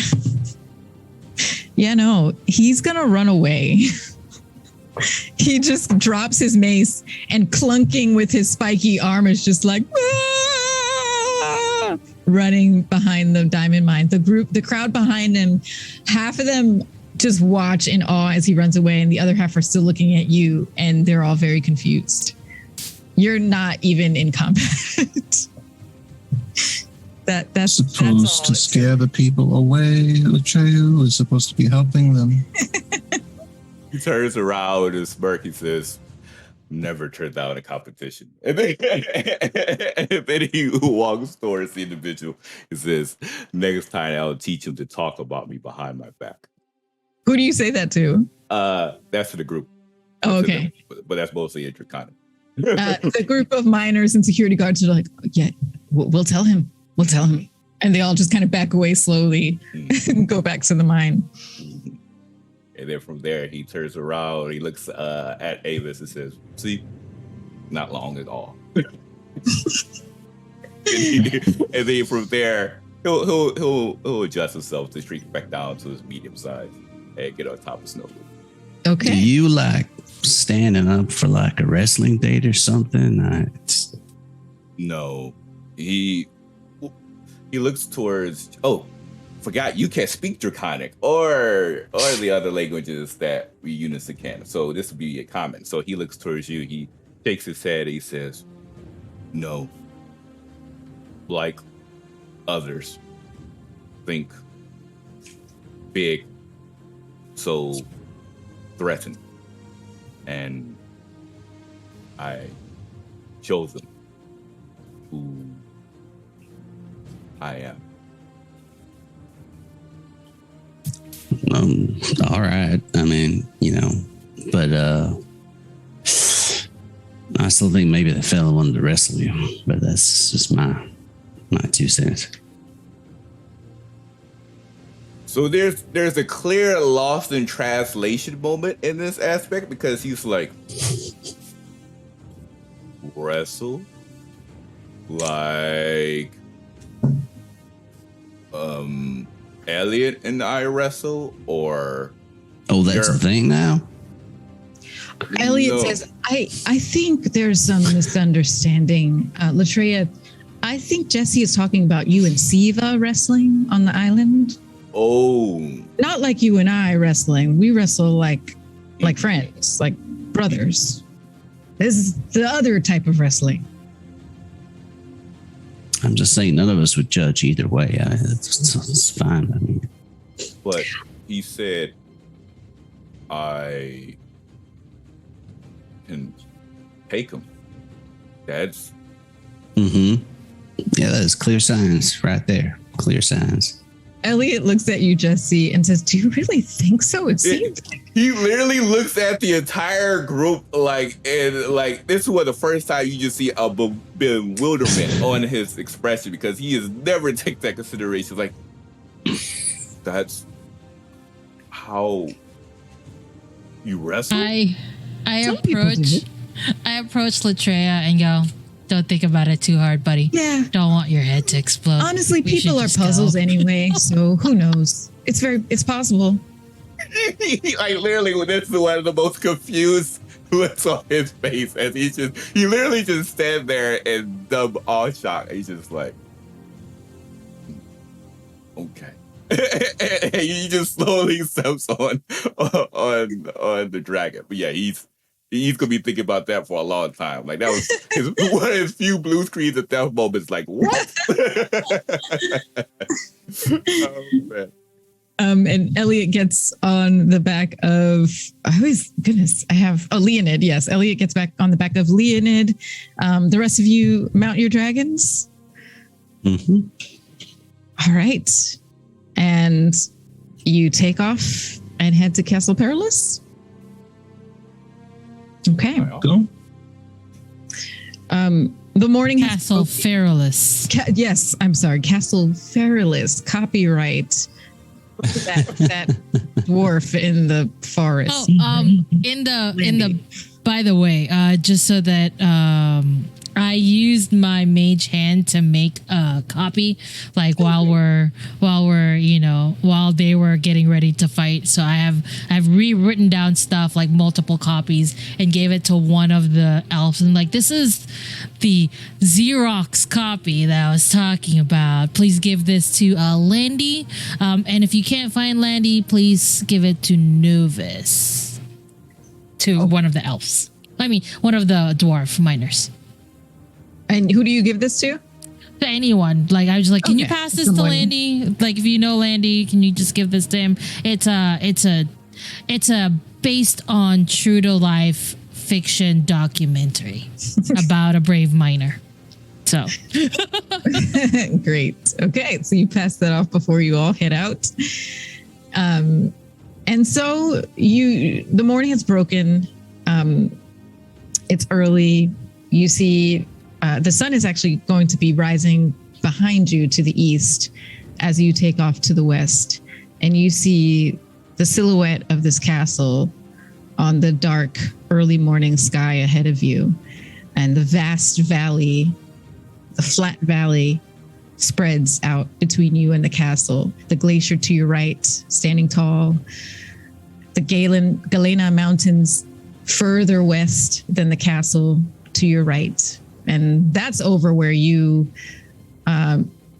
left your god king, or your, what was it? The god Mary. mayor of Mary. Russia. Mhm, That's God all the Mary. way to the west on the other side of the castle. You've spent quite some time here in Vasa, and you're starting to feel like, yeah, maybe we're lords of Vasa. I don't know. But yeah, you've explored a lot of this territory, but this is kind of like one of the last major areas that you haven't touched. Who of you, if you remember, and if not, we can just reestablish it. One of you has that slip of paper that you got from the Zentarim spies. I think it was either Latreia, Jesse, or Avis who had scooped that up from them. Maybe it was Avis. The paper. Yeah, I there was. remember we were all talking about it. I don't remember who still had it at the Okay, end. I let's. thought it was Elliot who then Oh, passed it to me. I think because then I showed it to my mom. yes. Okay, so you probably have it at this point. Mhm. All right. Yeah, I remember now. So while you're riding over to Castle Perilous, you take a look at that paper again that you got from the Zentarum spy, and it says Malcolm Waldwell, Castle Perilous in 2 days, and this is the second day now of your trip down to Castle Perilous. So, as you approach the castle, you see it gleaming in the early morning sunlight. The bits of snow and ice that are on the ground here in this part of the valley, kind of reflecting light back onto the runes that are at its entrance. These runes stretch all the way from the ground all the way up to the top of the castle in 2 columns, one on either side of the front. And in the center, there is a big door, 2-hinged door that stands firmly closed. You all land facing the castle. You're about 200 feet from the castle. Now, a question, DM. Yes. From the way we approached, would we have been easily seen Seen by... from people in the castle, if there are people in the castle? This is another thing that you notice on your flight over. There are no windows in the castle. It's just basically a block of stone with these runes etched into it. Okay. Was there any way any kind of like outcroppings or like anything that we could have stopped behind and then walked a bit into the castle? Yep. Yeah. You can even, instead of 200 feet, you can stop further away from it. Let me know. You let me know where you would like to be outside of the castle. I think if possible, it makes sense for us to try and walk in a bit closer and scout out a bit before we get too close, right? Makes sense. So I think that would be very wise. All right. So if we can find some like outcroppings or something like that, stop a couple of 100 feet away. Yeah, you do see an outcropping of boulders with a couple of trees that you're able to kind of slide behind. And when you step out from it, look up from it, you can get a clear view of the castle, but you can easily hide behind that. So as we land and before we go out, Jesse's just going to sort of turn to the group and say, before we go in there, I had a bit of a visitor. You could call it a visitor. And she told me that big things are coming to the world. Bad things. And we're somehow caught up in this. And that place, and it's got a lot of bad vibes written all over it. There's a lot of strange things coming, and we seem to be somehow caught up in it. That's what I was warned about. So, on your toes, I guess.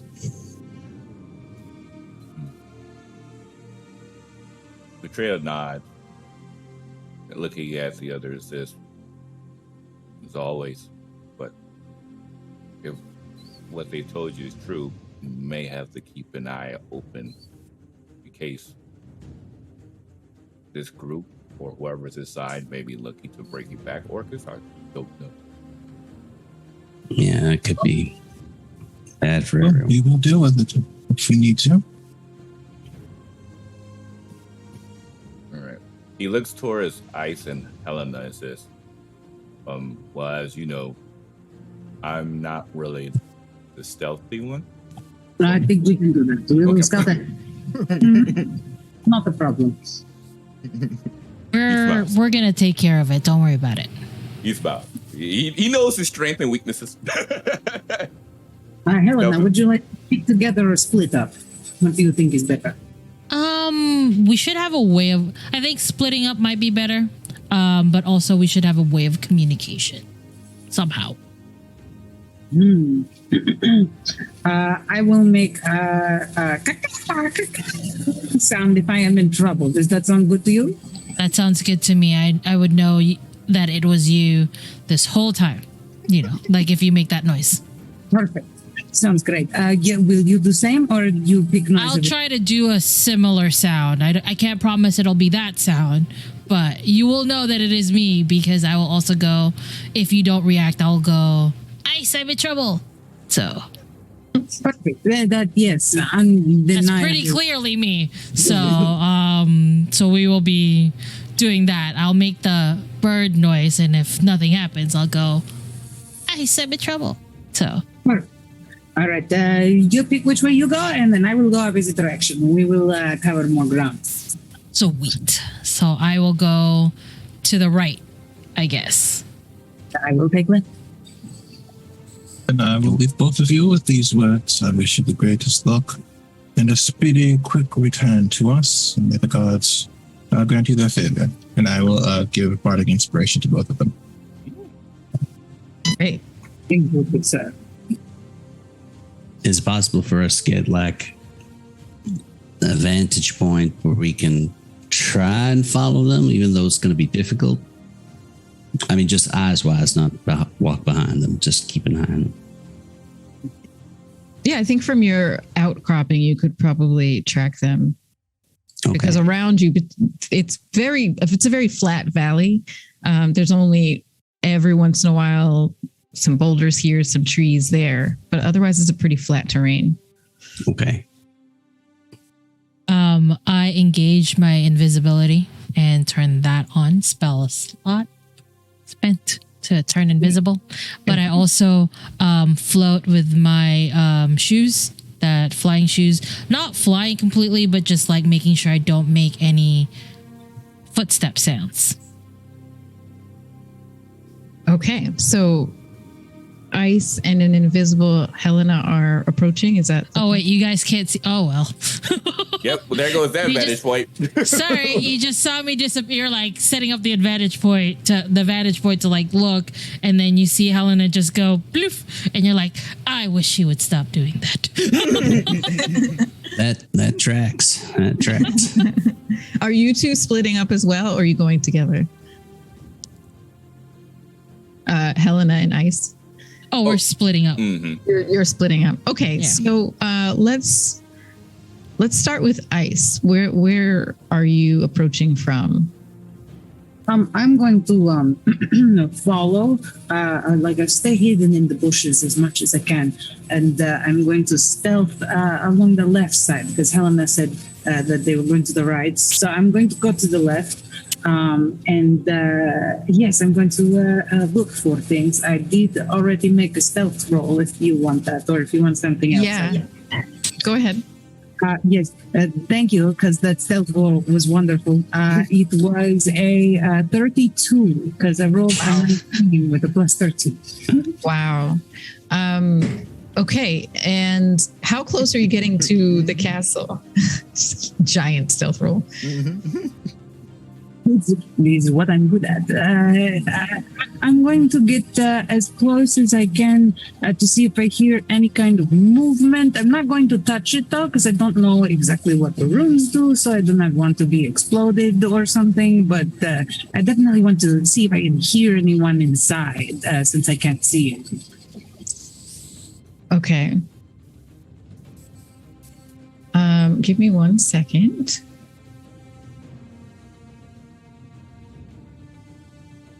Meanwhile, I try to follow them with my eyes and completely lost both of them. So I'm just like, Yeah, I was like, yeah. it's literally impossible for me to meet a 32 for a perception check. So, Even with a natural 20, But there's yeah, no way yeah, in yeah, hell. I yeah. could- exactly, I have a plus 6 to my perception. So you a natural 20, I would have a 26. Like, well, I'm pretty sure they're kind of used to this. He was like, I think. I mean, we're really good at our jobs. Latrell just looks down at Jesse and says, and saw them 2 seconds. Yep, that's about what I expected. Okay, so here's what we're going to do. Ice, you approach the castle, and with your superior stealth roll, when you get to about 100 feet from the castle, the glyphs start to glow very faintly, but nothing else happens. And if you continue, you said you wanted to get close, but not too close. So if you get closer to the castle, as you get closer, the glyphs start to glow stronger and stronger, brighter and brighter. Can I do some kind of insight or perception to figure out if maybe this is like a puzzle or a ward, or so just to kind of figure out if I get a vibe from this of what it is, something supernatural or supernatural and something. Yeah, actually, at this point, I'm going to have you just do an investigation check. Okay. Ooh, I am good at investigation. Okay. At 28. Okay. So the runes that are like just gently glowing and glowing brighter as you approach, you realize that they're actually just ornamental. And what is really driving things here is you start to look more closely with your investigation check. A glyph starts to appear behind the runes. So you see another symbol that is like just faintly there, intersecting with the lines of some of the runes. And that is where there is immense power radiating from.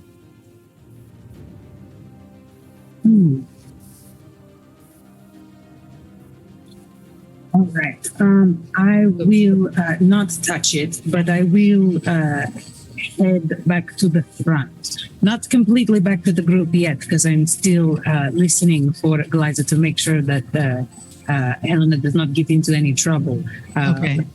She's exploring, but yes, Yeah. I will start to make my way back. Okay, so the glyph is now visible to you from now on, but not to anyone else.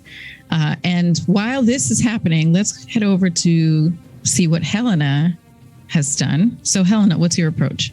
All right, so I am going to sort of fly nearby. I've also rolled a stealth check if you need it, but if not, but basically I'm just trying to as well. I am definitely not going to try to come near it because Landy's words were like very clear in my head. Like, what if I come too near and something, turns me into shish kebab? So what I'm going to do is I'm going to try and get two things. One, a rock, and one sort of I'm going to try to see if there's like a living creature I can throw at it.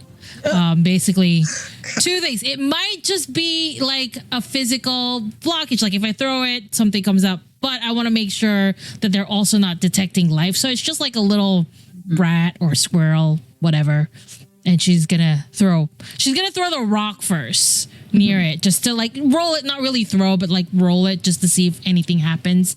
And then depending on that, she's going to throw a little rat. Okay.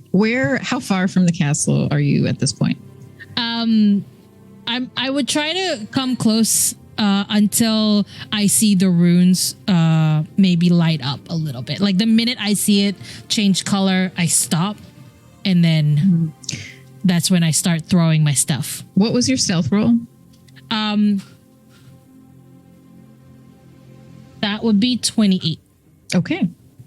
So yeah, just like Ice was able to, you get within about 100 feet of the castle and you notice that those runes are starting to glow, and you take a little step, you notice they glow brighter. So you're like, okay, they're getting brighter as I get closer. You pick up a rock, you toss it, nothing happens. I throw the little rat at it. You throw a rat at it and the rat explodes. Sweet. Okay, so it's a living thing sort of situation then. The runes the runes glow bright, and just this shock of energy so fast you almost don't even perceive it, and then the rat explodes. Very nice. And then I try to investigate, like I try to see if I recognize what the runes are, just to see if I can memorize them so I can show them to Latreia when I come back. So that's what I'm going to do. Okay, so you go ahead and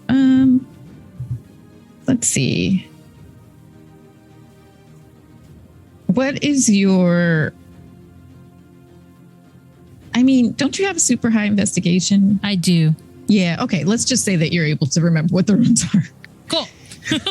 Yeah. I like +7, I think, or +6 Yeah. in investigation. You'll be fine on that. Okay.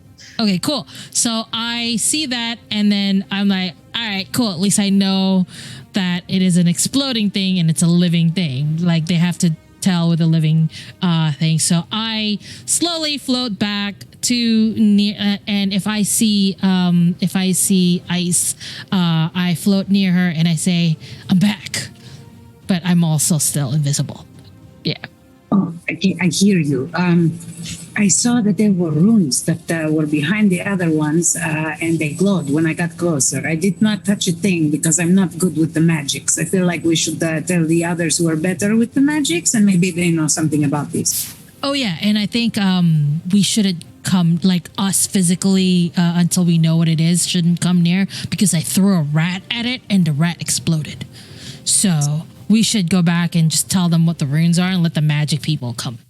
So that's what we do. That sounds good. Now I am very glad I did not touch it. All right, we shall return to the others. Yes. Okay. So two of you return to the others, retreating away from the castle, and you rejoin the group. And we share, like, based on like what I remember, I tell Latreia and I tell Jesse and Avis maybe would know what the runes are, and I show them what I see and I tell them exactly what happened when I threw a rat at it, and I don't know how everybody feels about that, but I'm like, yeah, sorry. You know, you can survive on those if there's nothing else to eat. They're not too bad, actually. Yeah. Oh, okay, sure. I suppose that works. So probably. Why didn't you go a plant first? Why did you went straight to a rat? So, never mind. Do I not recognize the rooms? Yeah, go ahead and roll. What are Arcana? I think Arcana. Roll as well. Or go ahead. 19 on Arcana. Okay, great. So, yes. Helen, do you write them down or do you describe them? I write them down, like Okay. what I remember from it. All right. So, Avis, you look at the runes that she's written down and you do recognize them. There are 5 runes that are kind of repeated on either side of the entryway to this castle. And the 5 are Urus. And I'll tell you what they mean in a second. Urus, actually, I'll just tell you now. Urus, which is in the shape of, you recognize this as the symbol of bull, which means strength, tenacity, courage. So Urus. Ansus, which means communication, understanding, inspiration. Kenaz, which represents a torch. So vitality is what it represents. Hagalaz, which represents the wrath of nature. And Tiwaz, which represents battle.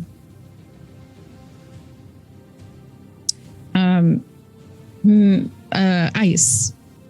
The glyph that you saw is only visible to you. Did you mention that to, I'm sorry, I was looking stuff up. Did you mention that to anyone? Yes, the ice would have drawn it as well. And then would have also asked Helena which thing she threw the rat at, which one of these symbols. I think I just threw it. My green screen fell. I just threw it.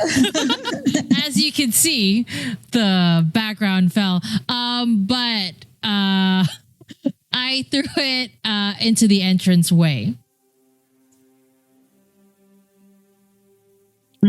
I wonder if you did not throw it at like a certain symbol that like made it explode. If they mean different things. Maybe they are all different since there are many of them. I do not know. Also, I do not know what this glyph is. Not sure about that either. Okay, so you showed that the glyph you drawing to Avis as well?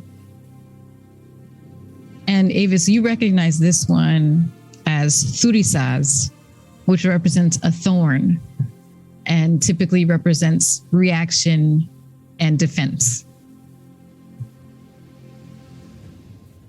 If I spelled any of these right, I think I deserve gold. I will chat them all to you in a second.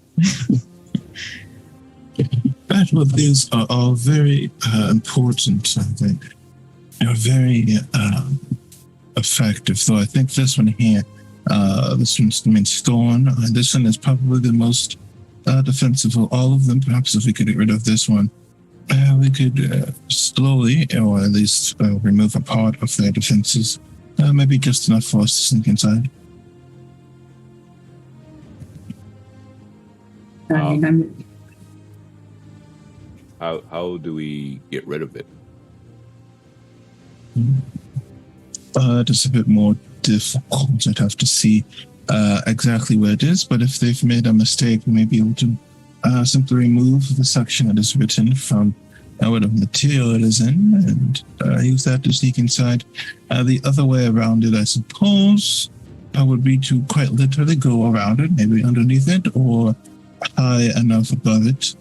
You will find a surprisingly high number of casters don't ward the underneath or above their places of power.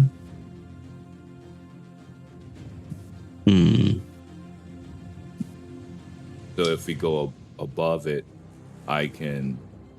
we just smash through the rooftop. How would we go?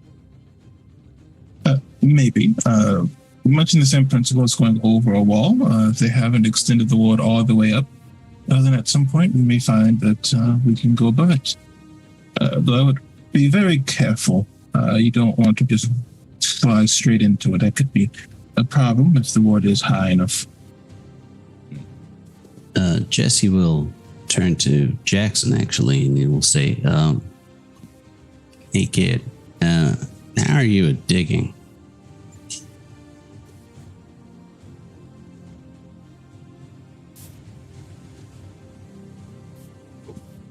Who do you say that to? Yeah, Jackson. Oh, sorry. Jackson says, digging? Did you say digging? Yeah. Like in the ground? Yeah, I mean, if we can come this thing underground somehow. Like our Borrower friends, the Ramoras, maybe we should not have killed them. I mean, yeah, but I don't know. I was just remembering that at least those that other clan up there, they seem to be pretty good at like burrowing and stuff into the ice and all that. So I didn't know it was something that is like, I don't know, associated with white dragons at all. Jackson says, I personally have not had to dig very much, but he scratches at the ground. The ground is a little frozen here. I think in some time we could dig. It would probably take a long time to dig to that castle. Yeah, I figured. I wonder, how far out are you all? And he's looking at all the dragons. How far out are you all able to shoot your ice breath now? Snowroot speaks up and says, well, let's try it. Turns away from the group and just shoots out ice breath. And you would see it's a 30-foot cone. You reckon that's too close still to like hit those pillars? Probably too close, right?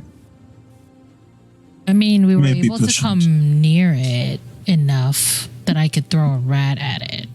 I feel like yeah. they don't have to be too far to destroy the pillars. Yeah, So- I think Kalina was 30 the rat. Throw the rat 30 feet. And I will remind you all, Helena, when you got to and both of you actually, when you got to within 100 feet, with your Oh. excellent stealth rolls, the runes were glowing. Okay. All right. Okay. Well, that was very impressive either way. You know, that's a good, got some good ice breath on you. Thank you. But we don't want anybody to get fried. I mean, We have them at least the frost breath from top where there maybe is not runes, and therefore we cave in through the roof. yeah, I feel like this is one of those puzzles, you know. What were those runes again? What was the order we had? Oh, here. Oh, You said something about strength, and then You want me to fly on top and drop a rat from above? you know, that is. But where are you getting all these rats from? There's just so many of them. There's like, this is a forest. We have plenty of rats. Snow rats. Grabbing some snow rats. I'm a little concerned. I mean, you can, I suppose, but we are in a very literal forest here, and the trees are also very much alive. But if you would prefer, you to drop a rodent, sure, it's entirely your choice. I'm going to bring a plant and a rat just in case the rune decides that the plant isn't living enough. So I grab a plant and like try to fly as high as I can. You know, just maybe like not as like the same sort of distance that I've had when I threw the rat, you know, just sort of like, but from above. okay. You know, I haven't uninvisibled myself because I don't want to waste that invisibility spell. So I'm still invisible. And you can see like suddenly a floating rat and a floating plant. And then she just flies it. She drops the plant first from above. Okay, so you're outside of that. So it was 100 feet Yeah. that the rune started to glow. Right. Now, are you going to roll stealth again to get to that 100-foot mark, or are you going to stay outside of that in the air? I'm going to stay outside of it just because I'm going to let it drop and it's going to come close anyway. I don't need to be super near. So that's what I do. I drop a plant down Okay. near the castle and see if it does anything. So you're let's say you're like 120 feet above the castle. You drop the plant, and 20 feet below you. All right. So I look at the rat and it says, "This is your lucky day." And then I fly back and then I let the rat go. So it is ruined from above too, because I saw the plant get. And you didn't like prematurely unvis yourself or anything, so nobody saw you. I mean, I'm invisible.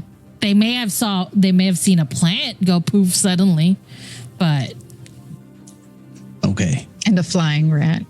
And a fly. Well, no, because like when I'm holding on to it becomes invisible. So you just saw like suddenly a rat float and then disappear, and then another plant just disappear. So, but the minute I let go of the plant, there was a plant that just that fell and then poof.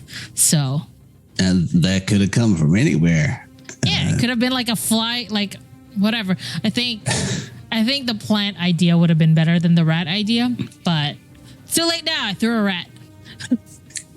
We will remember this rat. Was a sacrifice made? I have been thinking, though, about the order of those runes. Glyphs, whatever you call them. I'm not a magic man, but we do have a magic man close by. Avis, are you able to talk to people at a distance with your magic? Unfortunately, I am not. It's not an ability that I'm capable of. Are any of you able to? He shakes his head. Out of character, this is Adrian asking if anyone has the message cantrip. Hey, message catch. I will check Elliot.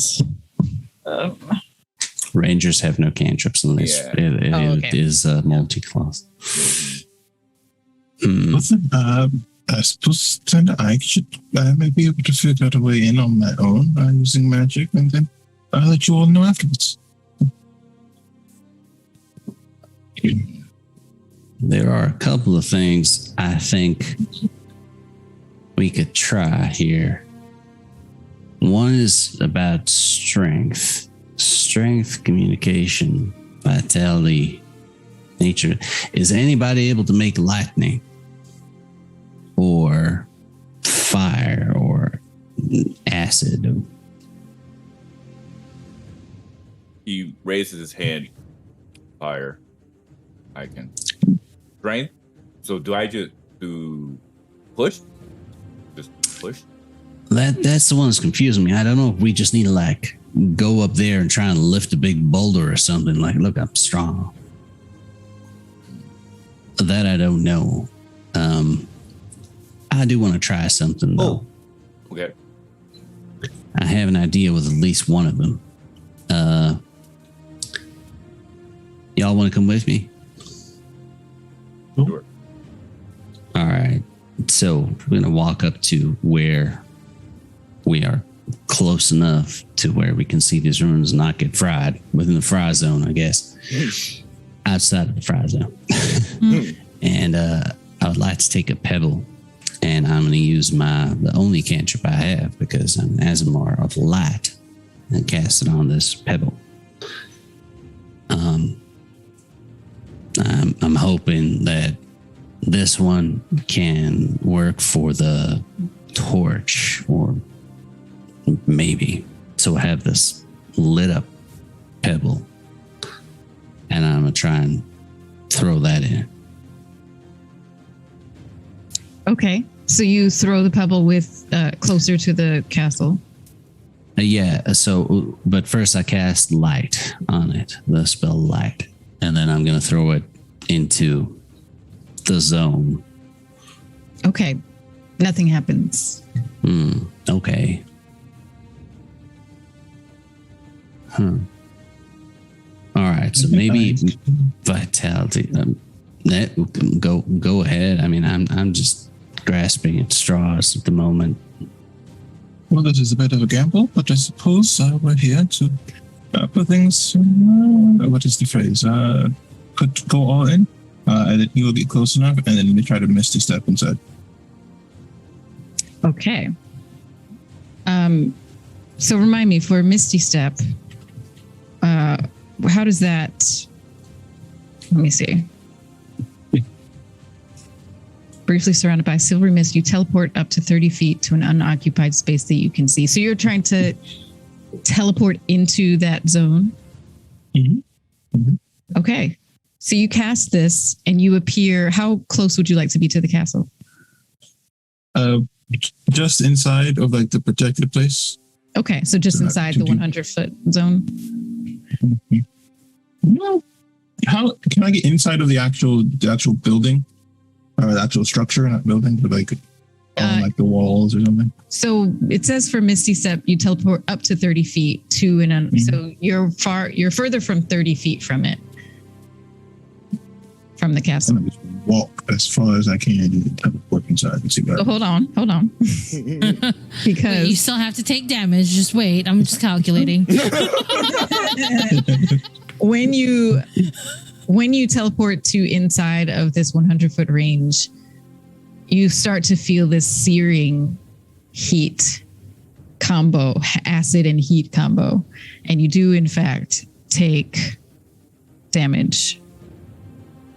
And I will roll it. It's 12d20 damage. Teleport out. Teleport out. Teleport out. I've never seen D20 even used for damage. D20 damage, dang. I know. Wait. Oh, D20. It's like I didn't throw that rat for a reason.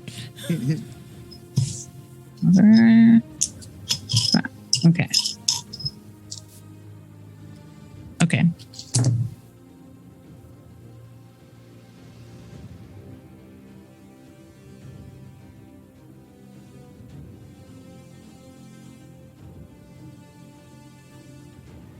You take 31. Let's make it half and half because it's acid and fire damage. Dang. So 15 acid, 15 fire damage. How close am I to the actual castle now? So now if you have up to 30 feet of Misty Step, so you can be within 70 feet of the castle now. But if you stay there, you will continue to take damage. Get out. I'll just teleport back. Okay? That was your plan. I Elliot says, you really took one for the team there, Avis. Because at least now we know. You okay? I mean, we knew with the rat before. With the plants and the rats. Yeah, that's Are you okay? Do you need some patching up? Betrayal actually walks up to Avis and like pats him on his back and says, he's That got was- acid burns. Like what? that was brave. He just looks acid. I mean, he's a baritone. He's just like a. very odd. Very odd. Why would the two spells? Anyway, well, I suppose the only other option that I have is I could do a different spell that would let me see what's inside, but it doesn't. It wouldn't help you all get inside.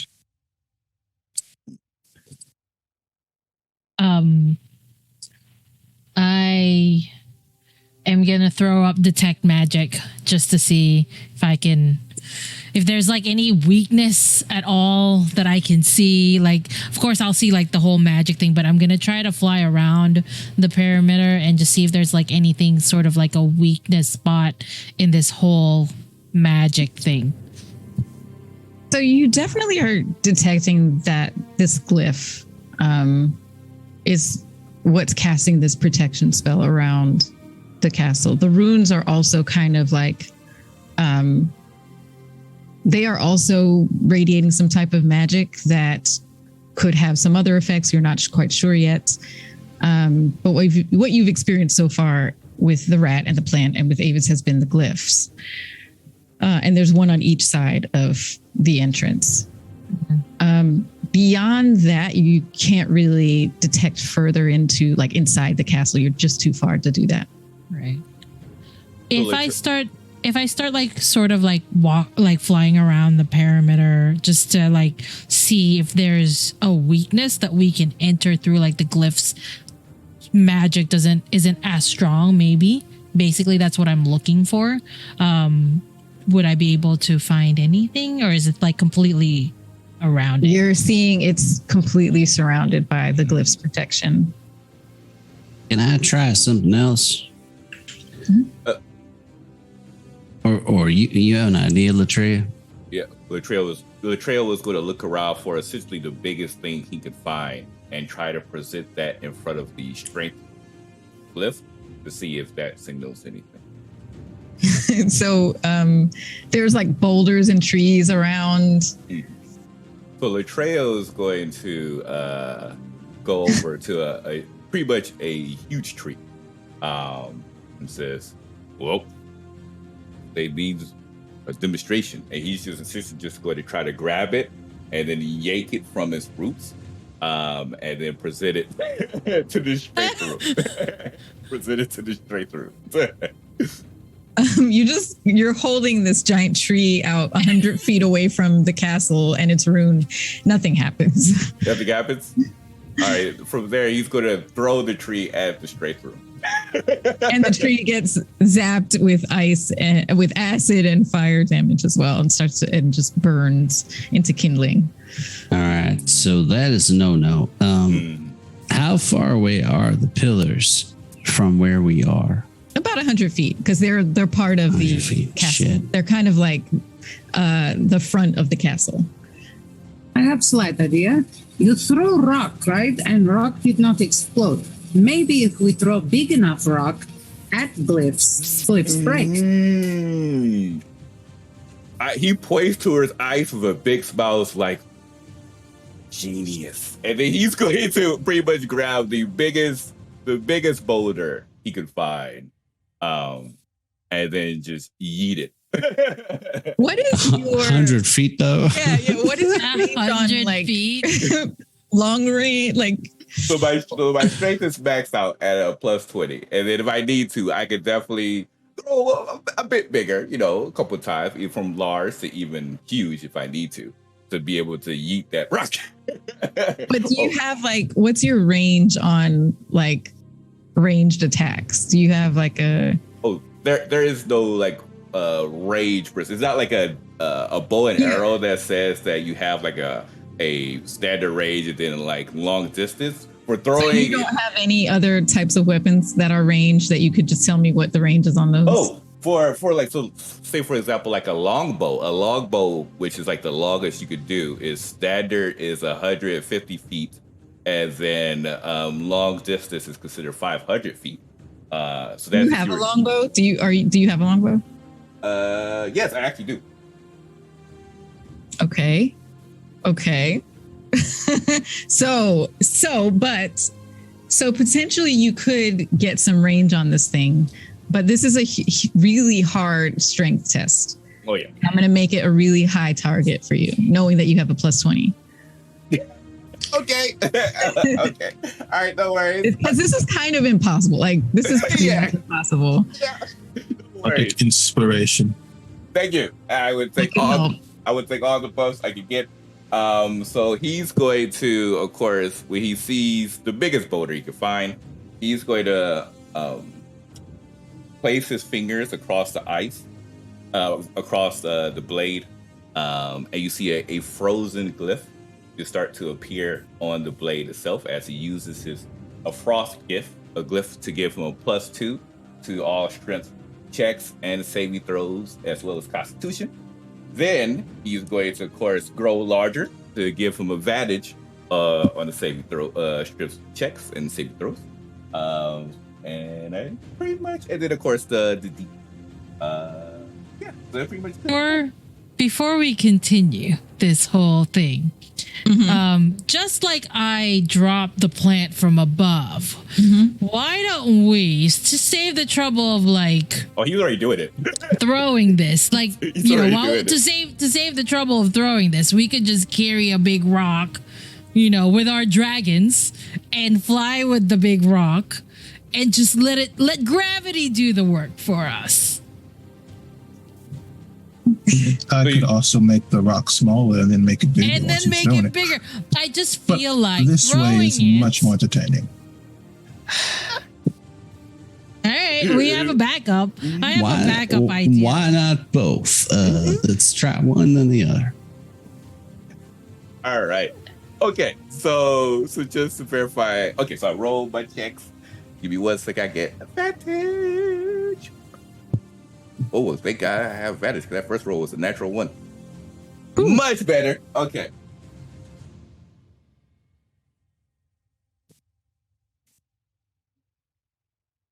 Narratively, let's just say that natural one was you had a bad grip on the rock, so it just slipped from your hands before you could even throw it.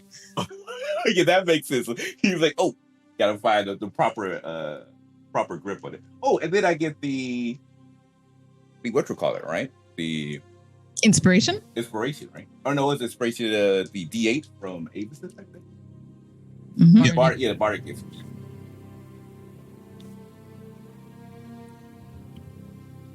9, 29 so far.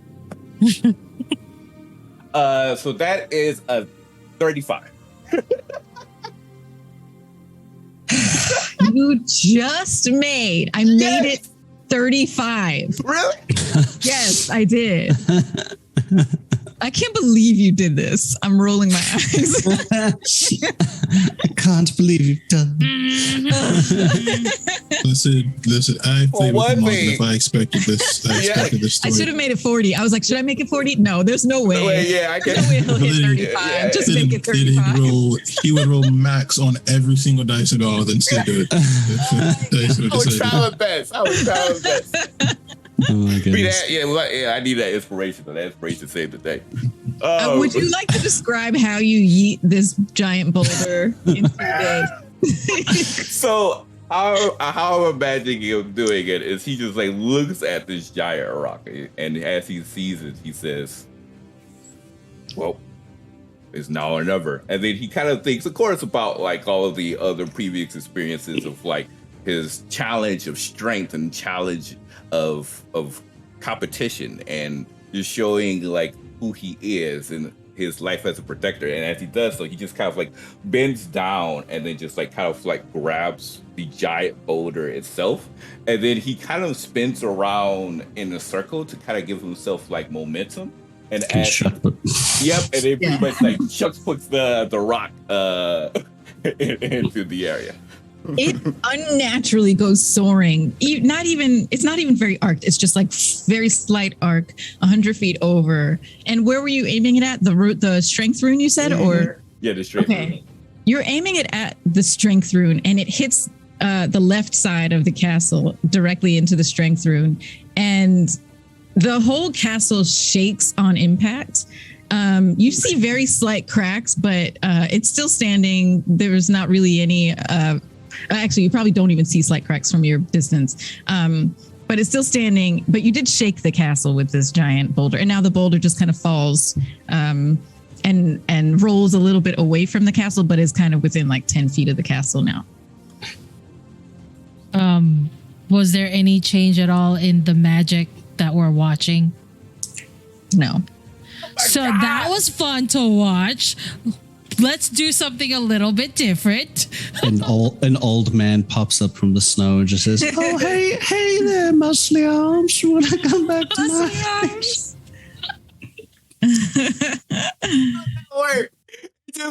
He goes forward as he steps forward. He's like, "That work? Did that work?" No, Elliot says, buddy. "Well, you managed to shake the castle." So, if there was somebody in the castle, now they know we're out here. Somebody's out there throwing rocks. I think that was already pretty obvious, to be fair. I don't think we're doing the sneaking very well. The rat probably was the first. First of all, the rat, there are many rats that just walk in and out, and they could have been fried and we wouldn't have gotten caught. Second of all, plants fly all the time, and they could have gotten through, it would have been a strong wind and we wouldn't have gotten caught. Definitely not the giant boulder, though, just from out of nowhere. We were like, if there was somebody in there, they know somebody's out here. So do not blame my rat and my plant throwing about my stealthiness. I am very protective about my stealthy ways. Thank you very much. Very much could have been a rock slide for the boulder, too. Just saying, rock slides happen a lot. There's mountains here around places, not any around here that I see, but it could have traveled a very long way. Exactly. But, He's like, I live in a forest. There is no flying plants. I mean, he just like... It's a wind, a strong wind. It happens.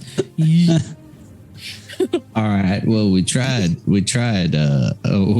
appeasing their strength test, I guess, but it wasn't enough. So we're missing something else here. I feel like what we should do is to destroy the glyph. Like, I don't know what those other runes are, but the glyph is the one that is giving this, weird destructo power. So I feel we should try to the rock thing was a good idea, but I think it should be aimed not at the glyphs itself, but not at the runes itself, but the actual glyph. Maybe if we can destroy that glyph, we could go in. Any of y'all have I don't know, fire arrows or lightning arrows or anything like that? Latreia looks at Jesse and says, chains, fire chains. Yeah, my arrow doesn't hit that far, I don't think.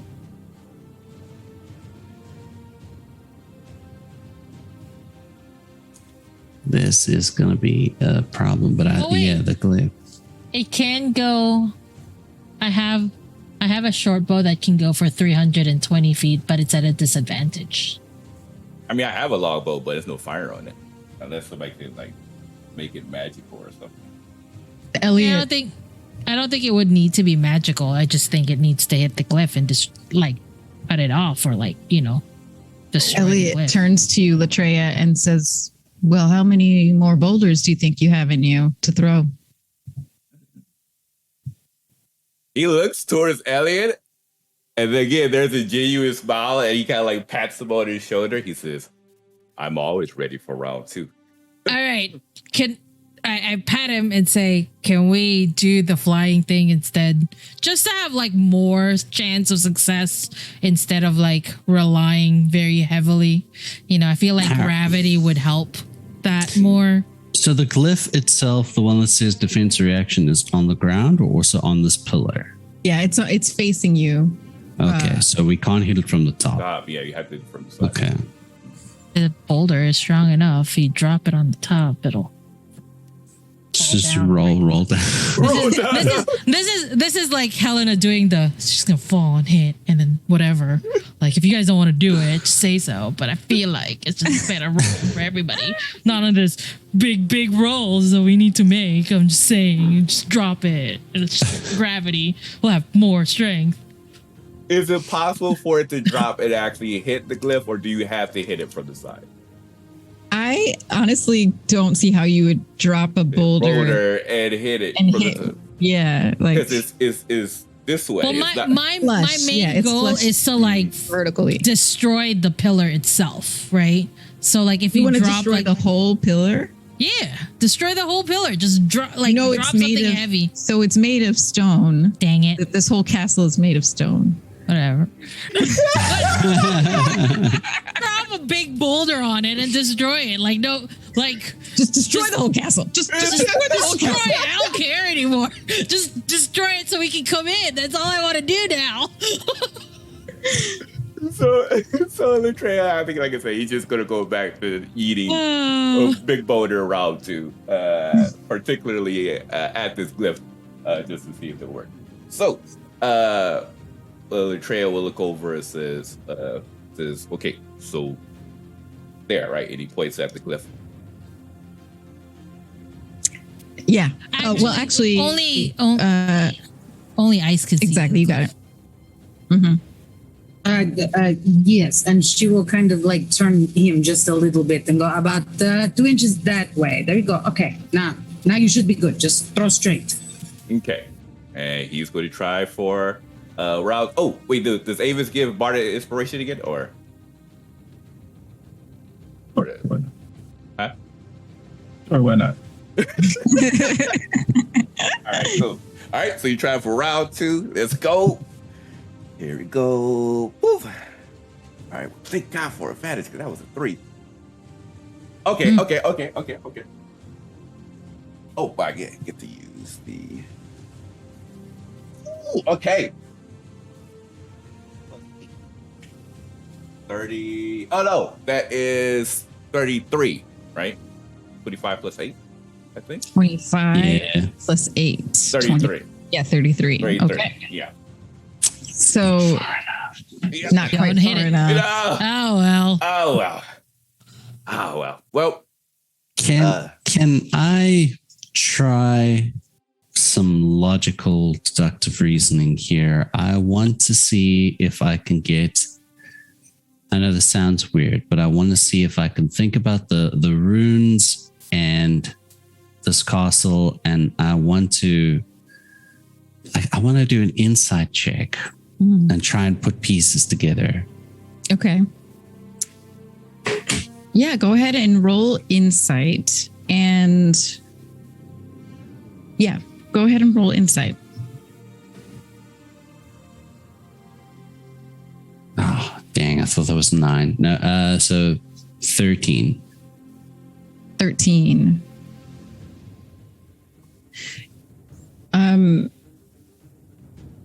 Yeah, you close your eyes and kind of not quite enter that meditative state you were in the other day, but kind of going in that direction. And something, maybe it is, your Asimar guide. Maybe it is even the goddess, the mother goddess that you pray to. Something inside you tells you there is another way. It just kind of sits with you there. Okay. And with that, it's 3:30, and I believe we will end the session here. Once you brought in a puzzle, I was like, oh, we are in trouble. We're gonna throw rocks at it and just drop rats into this puzzle. You all know, me and puzzles are like arch enemies. But I can't this make it is a over puzzle here. that I've made, and I love this puzzle that I have made. And then the team is like, let's just throw rats and rocks and see what we can do to break into it. I'm like, but my puzzle. No, I love this. This is funny. No, I'm enjoying this. I hope it's not. I feel like, I'm going to save it for our after show. You know what? I'm going to save it for our after show. We'll talk later. All right. So, of course, thank you all so much for coming by. We definitely appreciate it. Again, if you like what you see here, like to talk about the campaign, you, of course, can join us at our Discord, which, of course, has a spoiler as well as a non-spoiler section. And, of course, if you'd like to support us via monetary means, you can definitely join us at our Patreon, which, again, all of the funds go straight to the cast. And, of course, as we continue to climb, increase the Patreon members, we'll definitely be releasing bonus episodes momentarily. And speaking of Patreon, this is where we're going to leave and film our after show, where we'll talk about the events that happen here. So, I hope you all enjoyed today's session, and we look forward to see you all next Saturday for episode 12 of Lords of Faerun. Farewell for now.